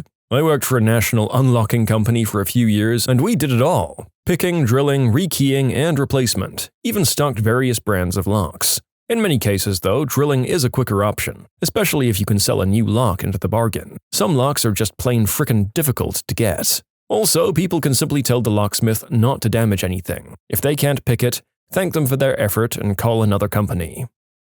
The 1040 EZ IRS form. Tens of millions of Americans can use it. It takes about 5 minutes to fill out, and it's no harder than completing a library card application. The H&R Block, Jackson Hewitt, and mass marketing tax services would prefer that you A. be terrified of tax filing and believe that it can only be done properly for you by paid professionals, and B. deluded into thinking an airplane load of money is going to drop on your house that only those professionals can find. Neither is the case. For most people, there's no secret path to a giant surprise windfall refund. And if you get a huge refund, then you've screwed up your withholding rate and should stop lending the government so much money interest-free in the course of the tax year. If you have a simple picture, like most people, file your form yourself. And if you're amongst the minority with a complicated tax picture, the last place you should go for help is a storefront operation in a mini-mall. Get a reputable private CPA. Airlines don't want you to know this rule. US-based travelers can cancel or change their flights for free within 24 hours of booking. Some airlines do get around this, American is one. They don't allow you to cancel within 24 hours of booking. Instead, they allow you to hold your ticket at a price for 24 hours without having to pay. If you've gone ahead and actually purchased the ticket, then you're all done and have no 24 hours to work with. I want to point out that this law only applies if it's also more than 7 days before your date of travel. While I don't know your specific situation, a lot of credit cards have built-in traveler's insurance. Next time, not only book your flight directly with the airline, but use a credit card. Terms and conditions apply, but as long as you've paid for the tickets with the card, you're covered. As always, keep the receipts. And finally, note that if you do elect to cancel your flight within 24 hours and rebook, presumably with a cheaper fare, the interval between the cancellation and rebooking leaves you without a reservation for a seat that anyone else in the world could take. Therefore, it's always better to make changes with an airline agent who can make the flight changes more or less instantaneously, as opposed to doing all of this online on your own. That said, some airlines charge a fee for any bookings that involve one of their agents. I've been lifeguarding in some capacity for 10 years. The one weird trick that annoys me is that kids can be unaccompanied by an adult if they're over 7, and some parents use pools as cheap after-school care. No problem for the lifeguard, but when you see the same lonely kid for 5 afternoons a week, it gets depressing. My sister used to work at a pool in a bad part of town. She noticed the same kid every single day and felt so bad she talked to him and tried to befriend him. At the end of the season, I live in a snowy state, he asked her if she would be his mom. She was only 15 at the time. Pretty sad stuff. The 7.3L turbo diesel is one of the finest engines in the world. But it has a huge flaw in the design of the wiring harness that communicates electrically with the injectors under the intake valve cover. This harness works itself loose over time and eventually will present all sorts of issues in your truck. Check engine light, stuttering and shaking at particular throttle positions, injector missing, stuff like that. Well, if you take a US quarter coin and use an angle grinder to cut the quarter down to the right size, you can wedge it into the wiring harness connector, forcing it to stay connected tightly for pretty much forever. This is known as the 50-cent fix because you have to do it on both sides of the engine. You take your truck to a mechanic with this issue and you'll pay over $1,000 to get it sorted. Ultimately, they'll fix it with a $10 plastic part from Ford. Those butthole thieves will rob you blind if you let them.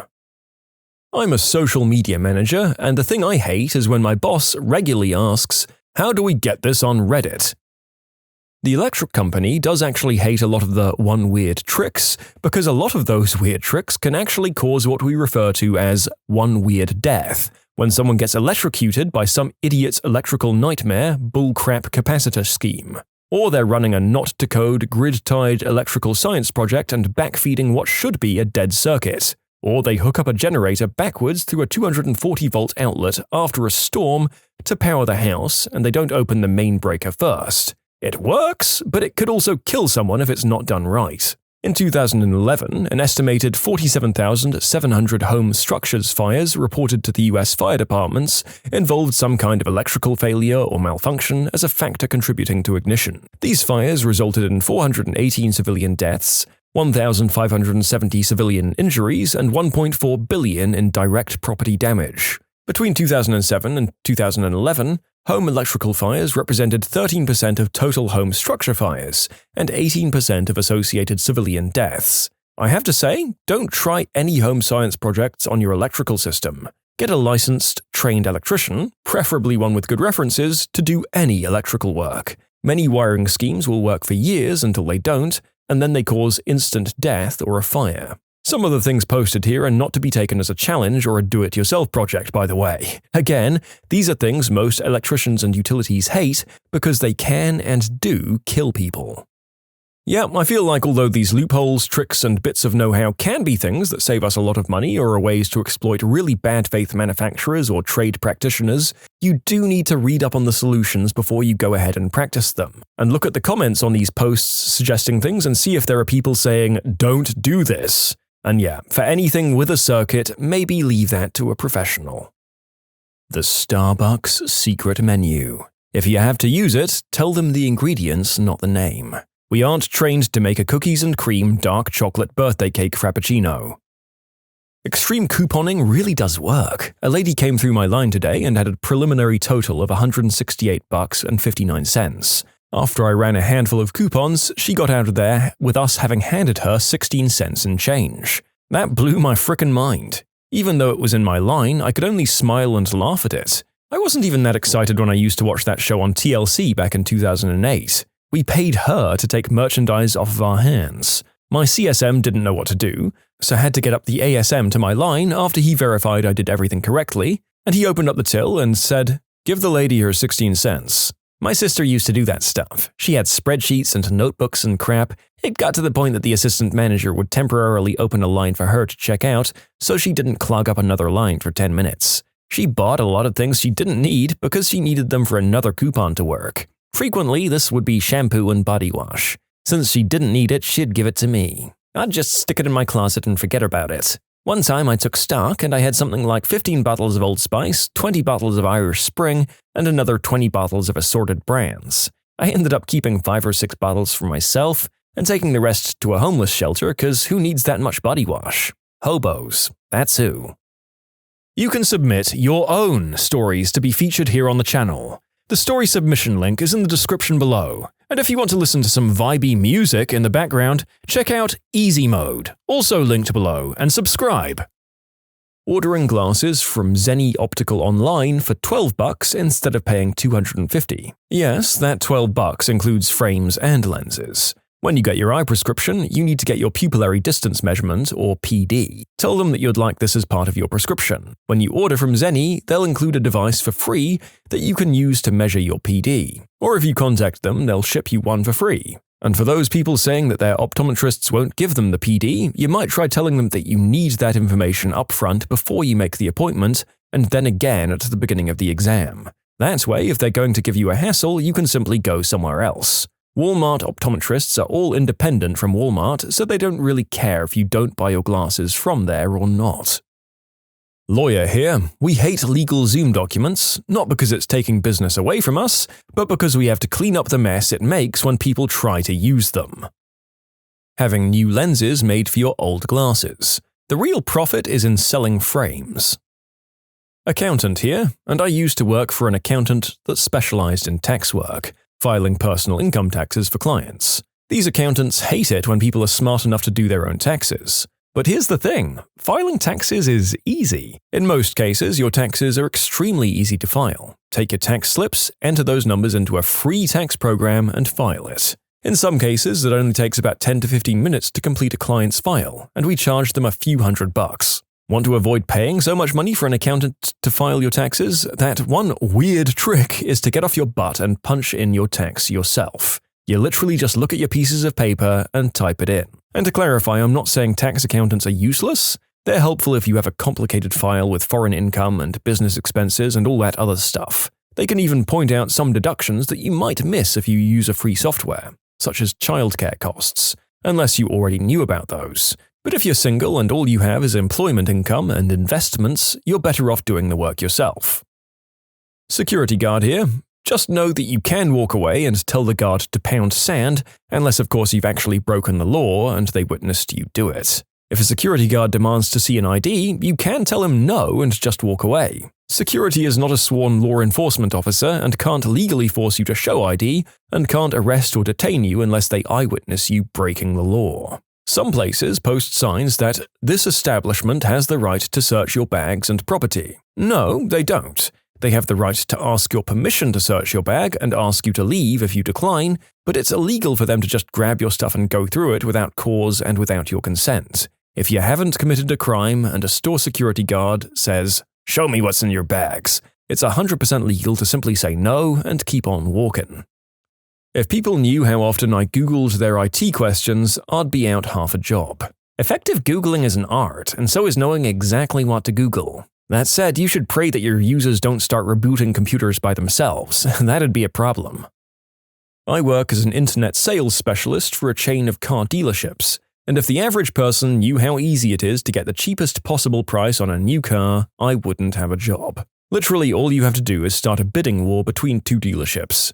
Submit inquiries online to both of them and explicitly tell them that you're shopping. Anytime one of them comes at you with a deal, just present that number to the other one. They're going to keep trying to beat each other until they financially can't anymore, and that's when you have your cheapest price. The real kicker to this is that the dealers trade vehicles between them all the time, and the market isn't as saturated in new cars as you may think. If you're looking for something very specific and not super common, there's a very good chance that they're trying to sell you the same car. But now that I've told you all that, I'd like to take the time to remind you that the days of sleazy salesmen are mostly done. Please don't be a jerk to your salesman under the assumption that they're trying to rip you off, because in most cases they're just trying to put food on the table. The ability to rip people off isn't nearly as bad as it used to be before the internet. I did this for my recent car. I had 3 dealerships outbidding each other. I ended up teeing off all 3 of them and really aggravating the one that I bought it from because I talked the sales guy into putting a spoiler on for free at the end. I got a call from the manager a few days later saying they couldn't do that because it would end up costing them money on the sale.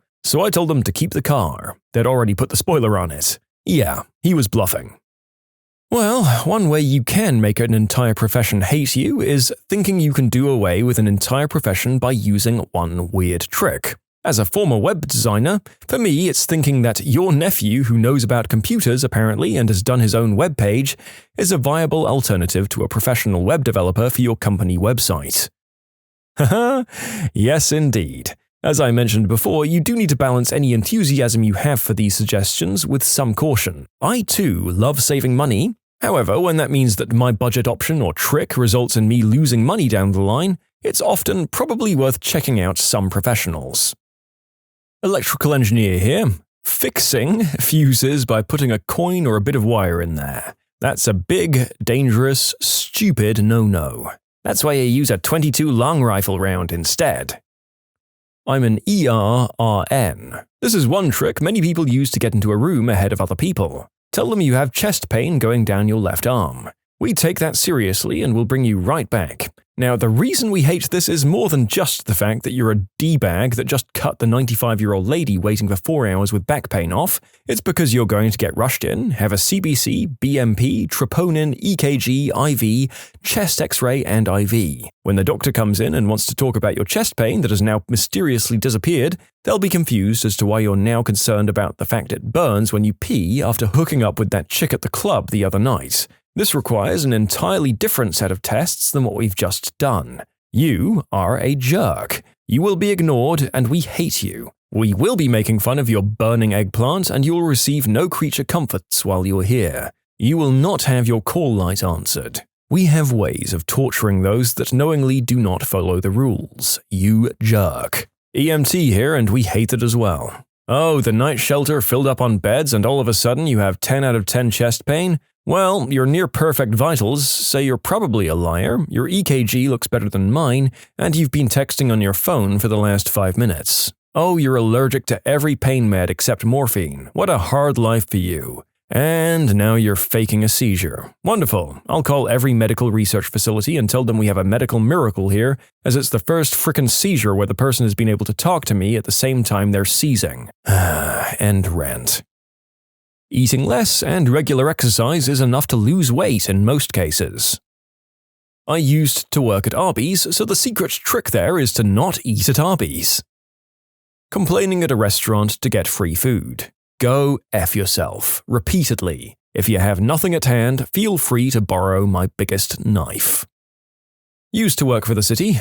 My job was to keep the libraries and public buildings' lawns clean and well trimmed. There's this one trick where instead of bagging up my grass clippings, I'd blow them into the street so that it was no longer under my job description to clean it up. My foreman hated that one.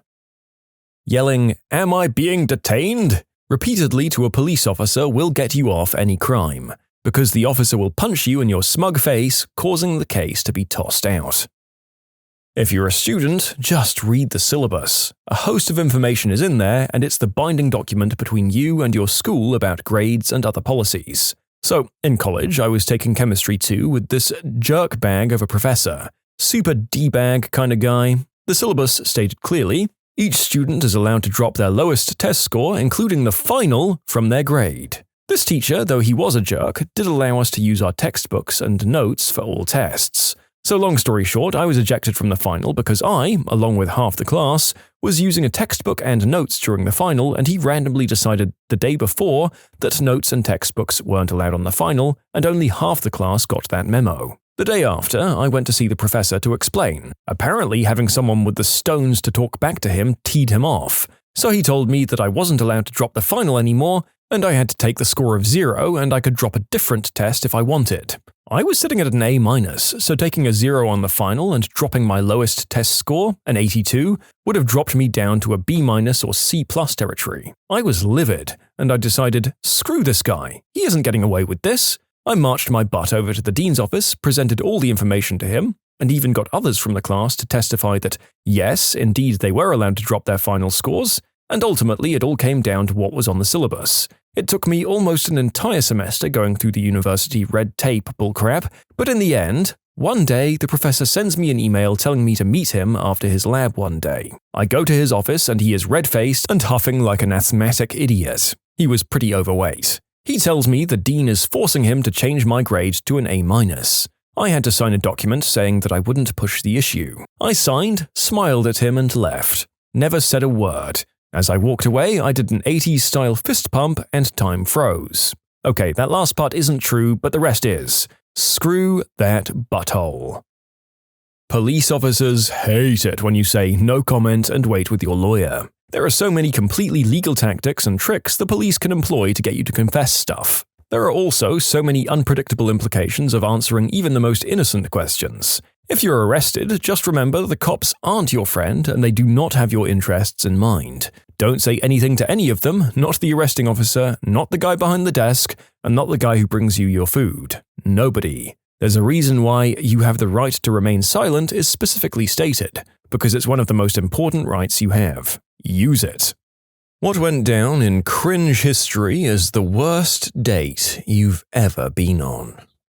It wasn't necessarily the date, which was bad on its own, but the fact that she hung out in my parking lot for 2 hours after she dropped me off, in case I changed my mind about doing something after dinner. Ugh. Back in college, I was invited to an ice rink with a girl that I liked and some of her friends. I didn't know how to ice skate and I didn't pick it up very quickly, but I wanted to try and impress her somehow. Well, I hugged the wall the whole time and made a complete fool of myself. The highlight was when I saw a flash of light as I fell in front of a group of people. Turns out I'd fallen right at the moment someone else took a picture, so my failure was immortalized forever. This girl took me back to my apartment and ended the relationship before it began. On a lighter note, the woman who is now my wife was at that ice rink on that one night. We didn't realize we were there the same time until a year or two into our relationship. She exclaimed, "You were that guy who couldn't ice skate." Yeah, she didn't seem that into you. He was more than 3 hours late, and he was texting me telling me that he was 20 minutes away for 2 of those hours. As soon as he arrived, he tried to tell me to leave the part of the dive bar I'd already paid into so that we could go where he wanted, tried to start a fight with a friend that I'd happened to run into, and called my aunt, who had talked me into going out with him in the first place, a groin-blocking B-word. I just walked away from him after that last one, and we never spoke again. I waited that long for him at the venue because I liked the bands that were playing. I wouldn't have stayed if I was sitting around doing nothing. He got there just before the last band finished, but I'd had about enough of him by then, because he had been telling me that he was on the train in the same place for 2 hours. We don't live out in the middle of nowhere, and he could have easily gotten a bus or tram the rest of the way in that time if there was a problem with the train. He never gave me a proper excuse, but I didn't really care at that point. The guy told me he had just recently got out of a long-term relationship, so he wasn't looking for a commitment, but asked me if he could be my maintenance man as he stroked himself through his jeans. Went on a blind date with a lady who wouldn't stop picking at her scabs, just made a pile out of them on the restaurant table. I excused myself to the washroom, and when I came back my soup was there but the pile of scabs wasn't. No, I didn't eat the soup. Okay, that's the first dry heave of the recording day out of the way. Interesting that you can almost guarantee these gag moments in medical or restaurant videos, but it's a real 50-50 shot when you get to the dating ones. Let's see if there are any more challenges to the sanctity of my stomach ahead. I went out with a guy that my roommate set me up with a few years ago. First, he was vocally irritated that I wore heels because it made him less taller than me. Note that he was still taller than me by a few inches, but was just less taller. Dinner went all right, although we didn't have a whole lot in common. After dinner, we met back up with my roommate and her boyfriend, and we all went to a house party of their friends. I basically knew nobody there. At the party, my date's somewhat recent ex-girlfriend was there, and to summarize, she called me a working girl, spilled my drink on me, threatened to fight me, told me she gave him herpes, left, came back an hour looking for me, hugged me, grabbed my butt, apologized, and told me that I was hot. So I guess it went pretty well by the end of the night. One time I went on an OkCupid date and everything was normal right up until the end. She was a cute, blonde girl that liked some of the things I liked. We seemed to make each other laugh via OkCupid, so I asked her if she wanted to meet. And she said, sure. We met up at the Elephant and Castle in San Francisco. It's a popular bar and has enough room to have private conversations. I was kind of nervous and didn't want to drink because I was on medication, but she called me out, so I ordered what she ordered, a pear cider. We went upstairs and nervously talked. At first it was awkward, but we both seemed to loosen up quickly. She had a darker sense of humor than I expected, bringing up topics like burned bodies discovered on the side of the road and making jokes. I'm into it and I played along too. Everything seemed completely fine and normal, and I start maybe even to like her, and she touches me playfully, and it just seemed completely normal and easy. Then suddenly, without anything weird being said or anything happening, no phone call or emotion or reaction, she just gets up and walks away rapidly. I was so confused by the suddenness, I thought maybe I'd missed something she had said, and I followed her through the crowded bar as she increased her speed. She never looked back at me or anything, she just kept going for the door. I thought maybe she was having a panic attack or something like that, but when we got outside, she was completely fine. She kept walking away at top speed when I finally said, "Hey, wait a moment." She turned around with this look on her face like she didn't even know who I was and said, "Yes?" I was like, so that was so sudden. I mean, I just wanted to say goodbye. Maybe we can shake hands or something? I didn't really know what to say, and I tried to make a joke thinking about the least intimate greeting. She said, "Why?" as she stuck out her hand and put it in mine awkwardly. Then she turned around and hightailed it out of there. I took a minute and looked at her walking away and tried to retrace my steps of what we'd said and done and tried thinking of why she had reacted like that. I felt like I must be the crappiest person ever. What I didn't notice while thinking was that there was this huge crowd of people smoking outside the bar. I mean, it must have been 50 people just all around the bar and we'd been standing right in the center of them. I didn't notice at first, but after she left they all started cracking jokes about me. Like tons and tons of jokes, and it was like suddenly I could hear them. So I looked around me, kind of wondering what was happening until I recognized that these jokes were all about me. Finally, one very tall guy smoking a clove shouted loudly, "Ah, crap, Romeo, you screwed that crap right up. Look at how fast that B-word is walking away." Everyone just erupted in laughter. I was so double-stunned that I just kind of walked away slowly towards the BART station. As I walked, I heard the same voice yell, "Ah, crap, did I hurt that guy's feelings? Sorry, brother." That's not the worst date I've been on, but it is the one that I think a lot of in the shower when I feel depressed. We spent most of the date going shopping for clothes for another date she had later that week. It was kind of funny seeing as how she was the one that asked me out.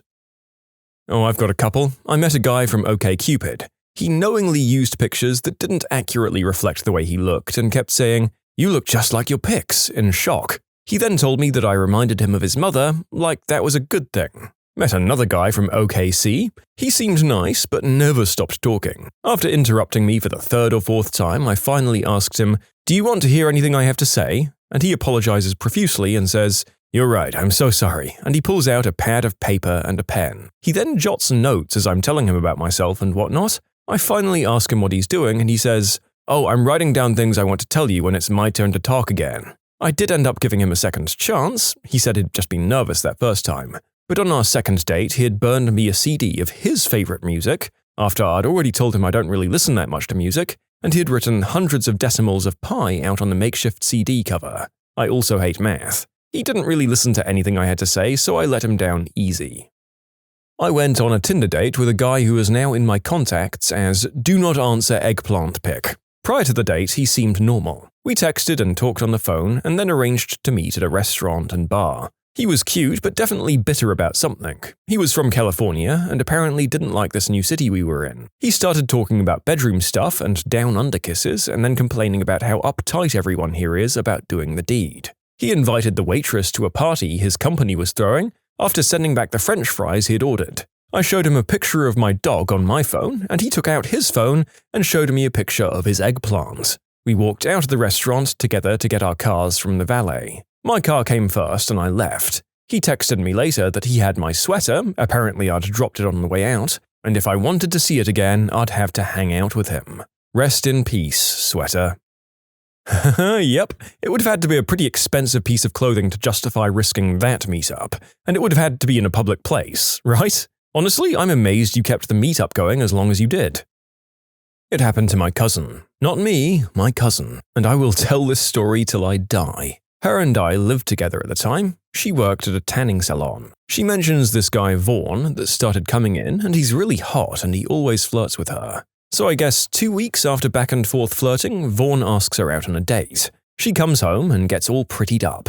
I wished her luck, told her to please call me if she decides to stay over so that I know she's okay. She's a few years younger than me and I have no idea who this guy is, so anyways, she ends up calling me about 5 hours later. Hysterical. Bawling her eyes out. I couldn't understand a word. All I can make out is, "I'm in the hospital. My car is at blah blah blah address. Please go get it and then come pick me up." So my boyfriend and I go in to get her car. We drop it off at her house, and then my boyfriend decides to pick up a couple of buddies of his along the way because it sounds like somebody needed a butt kicking. We've got no idea what was going on. We get to the hospital and she's outside shivering. A man is standing near her but not beside her. He looks worried and she looks like hell. She jumps in the car and screams, "Just drive!" Me being mad as F, I say to the guy, "Are you Vaughn?" He looks like he's going to cry at any second.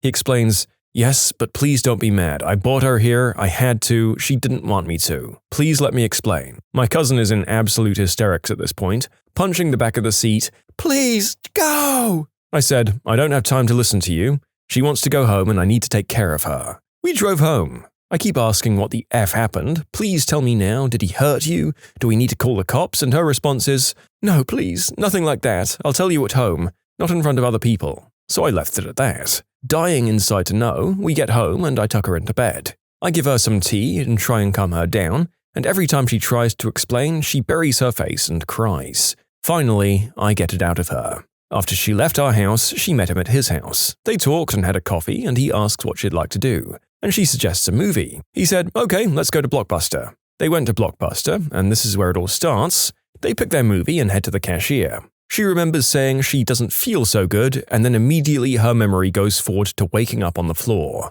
Vaughn tells her that she'd passed out and hit her head pretty hard on the counter. She said he was begging her to go to the hospital right then and there. And she said, "No, I'll be fine. Let's just go home and watch the movie." He agrees. They go back to his place. He keeps asking if she's all right, if she'd please change her mind and go to the hospital. She says no over and over. She doesn't remember falling asleep, but she guessed that's what happened because suddenly she wakes up urgently needing to crap and hurl. She has no idea of the layout of this guy's house, so she scrambles to the floor, feeling dizzy again, starts crawling, literally, and asking where the washroom is. He tries picking her up to take her, but she said she couldn't hold back and throws up all over the place, all over him, craps her pants, and starts crying. She said he was so concerned, he didn't even care, he just took her to the bathroom to finish. While they made it to the bathroom, she said she pulled down her pants before she made it to the toilet and goes like a parrot all over the walls. He gently closes the door and says, "Pass me your clothes," and he had something for her to wear. She agrees and does so. She said she stopped chucking up and crapping and finally agreed to go to the hospital. He takes her, and then shortly after I got that phone call. While she's telling me this, I'm laughing so hard, crying, rubbing her head, and wondering if this is all a joke. Turns out it wasn't. They ended up getting married, and we bring this up at least once a year. It was a surprisingly happy ending, and I do truly love telling the story because of that fact. I'll be honest, I was kind of hesitant to tell the internet, hoping it would just get buried. You can submit your own stories to be featured here on the channel. The story submission link is in the description below. And if you want to listen to some vibey music in the background, check out easymode, also linked below, and subscribe. I paid him $20 in gas money to come pick me up because I lived fairly far away and figured it was fair. I then paid $45 for dinner plus a $7 tip. Then I brought $25 in shisha to smoke together because he loves it, but he was out of shisha. He then demands bedroom favors in a very aggressive way, and I decline because it was a first date. I wasn't even liking him enough to kiss him. He then did this half-crying thing in which no tears came out, but he was sobbing? So I ended the date right then and there and asked to be driven home. He said he'd drive me home if I did the deed with him. I ended up taking a freaking taxi back. I waited outside his house for 2 hours late at night waiting for the taxi. That's a whole other story of bullcrap. Taxi company kept telling me, "We'll be there in 10 minutes every 30 minutes. Nope, 2 frickin' hours. Anyway, the whole trip together cost me over $200 to have the worst date of my life. For the record, I don't mind paying for gas or dinner, that's fine, but then to treat me like crap afterwards? Screw you, man. I went on a date with this guy who seemed really cool. He used to race bikes until he landed on his head after attempting a jump. During the date, he told everyone we were on a date. Everyone. Told me he wanted to kill his ex-roommates.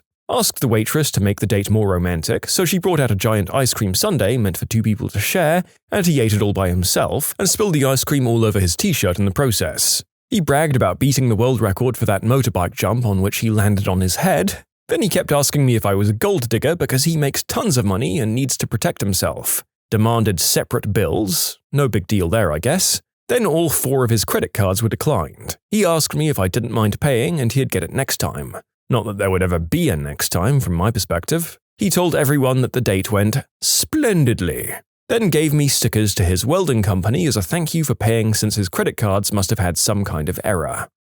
I mean, maybe the whole falling on his head thing goes a long way towards explaining all of the rest. Apart from the word splendidly, that just means that he's a 1900s landed gentry of some sort. Probably why they disowned him after he got into the vulgar sport of bike racing. I went out for dinner and a movie with a guy, tried to chip in money at both, but he insisted that he'd cover it all. At the end of the night, we were sitting in his car in the parking lot of the restaurant we had just eaten at, and he asks for a down-under kiss, saying, "I mean, I bought you dinner and took you to a movie. It's the least you can do." Thankfully, I lived nearby. I hopped out and walked home. Blind date. He suggested this swanky French restaurant that he said he loved, which thrilled me to my marrow, as I love French food and wine. When we got to our table, I picked up the wine list, and he looked at me with this contemptuous look and said, "I don't drink." So, feeling judged, I ordered water. He then said we should split an entree because the prices here are ridiculous. And I'm thinking, now wait a minute, you picked this place and you said it was your favorite, meaning you knew damn well what the price point was, and if you can't afford it, why didn't we go somewhere else instead? And obviously, I was planning on paying half the check. I don't ever assume a date is going to pay for me, and we'd even joked about that during the phone call a few days previously. So he knew I didn't expect him to pay for me, and I was like, hungry. But I just shrugged. He told me to pick 3 things that sounded good and we'd share one. So I told him my 3 choices, and when the server came back, he ordered the cheapest thing on the menu, which wasn't even one of the things I'd selected. We shared our tiny meal and split the check, $12 each, and the conversation was stilted and awkward. He answered all of my questions with one-word answers. Eventually, I felt like I was just interrogating him, and we sat there in silence. Afterwards, he asked if I wanted to go see some live music at a jazz bar down the road. Thinking optimistically, I agreed. But when we got to the club and he found out there was a $5 cover, he told me we should skip it. Then he said, "I mean, do you really have to do something else, or can we just call it a night?" As though I'd been all high maintenance and demanding. This an hour after I arrived, and I'd driven almost 2 hours to get there. We parted ways and I went off to go dancing with friends instead. So obviously, the dude was flat broke, which I'm not going to hold against anyone. I mean, I've so been there. But if you can't afford a date, maybe you shouldn't. Or just go to Chili's. Chili's would have been fine. Finally, a place to tell this story. I had a very disappointing date in high school. It was the dead of winter, like -40 Celsius. We had gone to a movie and the whole thing was really awkward. She didn't really seem to want to be there, was very detached. After the movie and the bus trip home, she admitted the only reason she even agreed to the date with me is because my friend had turned her down a few days earlier. I wasn't aware of that at the time. That was a pretty big letdown and waste of time. But I figured, whatever, I'll head home and find something else to spend time on. I'll get over it eventually. I got off the bus and just wanted to get home as soon as possible. At the bus stop, there was this thigh-high railing around the front of the nearby parking lot, and instead of walking around it, I decided to step onto it and then over it. The second I stepped onto it, I realized, of course, it was coated in ice. I Charlie Browned the F out. I just flipped in the air, lost everything in my pockets, ripped my pants from butthole to zipper, and then came down hard right onto the railing with my shin, fracturing the thing. It's still -40 out, I can't just lay there till help comes, so I fish around in the snow, grab my stuff, try to stuff my testes back into my pants, and stagger back home. In short, it's not me, it's you, limped home with my family jewels in the wind. We met on a dating website and went to a sushi place for dinner. He was a butthole. He told me this, repeatedly. Almost everything he said ended with, "Look, I know I'm a butthole, but at least I'm honest, right?" First story he tells me is how he's really only joined the dating website to troll people, but then he saw me and thought he'd give going on a real date a shot. Gee, thanks. And all of his other stories were equally awful. Also, I'm pretty sure he literally thought no meant yes and yes meant no. And I don't mean in an unspeakable act kind of way. When we were at the restaurant, he absolutely insisted that I order this one thing. I said no like 5 times, but he kept pushing for it until I ordered it just to shut him up. Then after the dinner, he wanted to go to the mall nearby and hang around. We walked around until we passed this anime and manga store. He asked if I wanted to go in, and I said sure, I like that store. He insisted that I didn't like the store. Said he didn't want to force me to go. I said no, I really want to go in. We went in for like 2 minutes and then he decided he didn't want to force me to do something I didn't want to do and practically dragged me out of there. I didn't call him back after that. I was a barista in a cafe during college and this loyal customer asked me out. Took me to sushi, took me to a bar, and bought me a drink. Conversation was good, nothing spectacular, but he was cute and intelligent and funny. When he took me home, he parked outside of my house and just assumed he's coming in. I'm like, no? Genuinely confused, he asks why not. He says he did everything right. He bought me dinner and a drink, so he should get to come inside and we should do the deed now, because that's how it goes. And then we start arguing about it and I start to worry that he's just going to enter my apartment whether I like it or not. I'm having to literally explain that just because he bought me dinner it doesn't mean I have to F him. Then he puts on a Prince CD to try and get me in the mood, and he actually said, "Here, just listen to this. Prince is hot, right? All girls like Prince." I think I might have run when I finally got out of his car. When you subscribe, make sure to hit the bell to turn on notifications. Put the playlist on in the background to finish listening to all the stories, or if you want some vibey music to put on in the background, check out easymode. If you like Am I the Genius, give Am I the Jerk a shot. Everything linked in the description.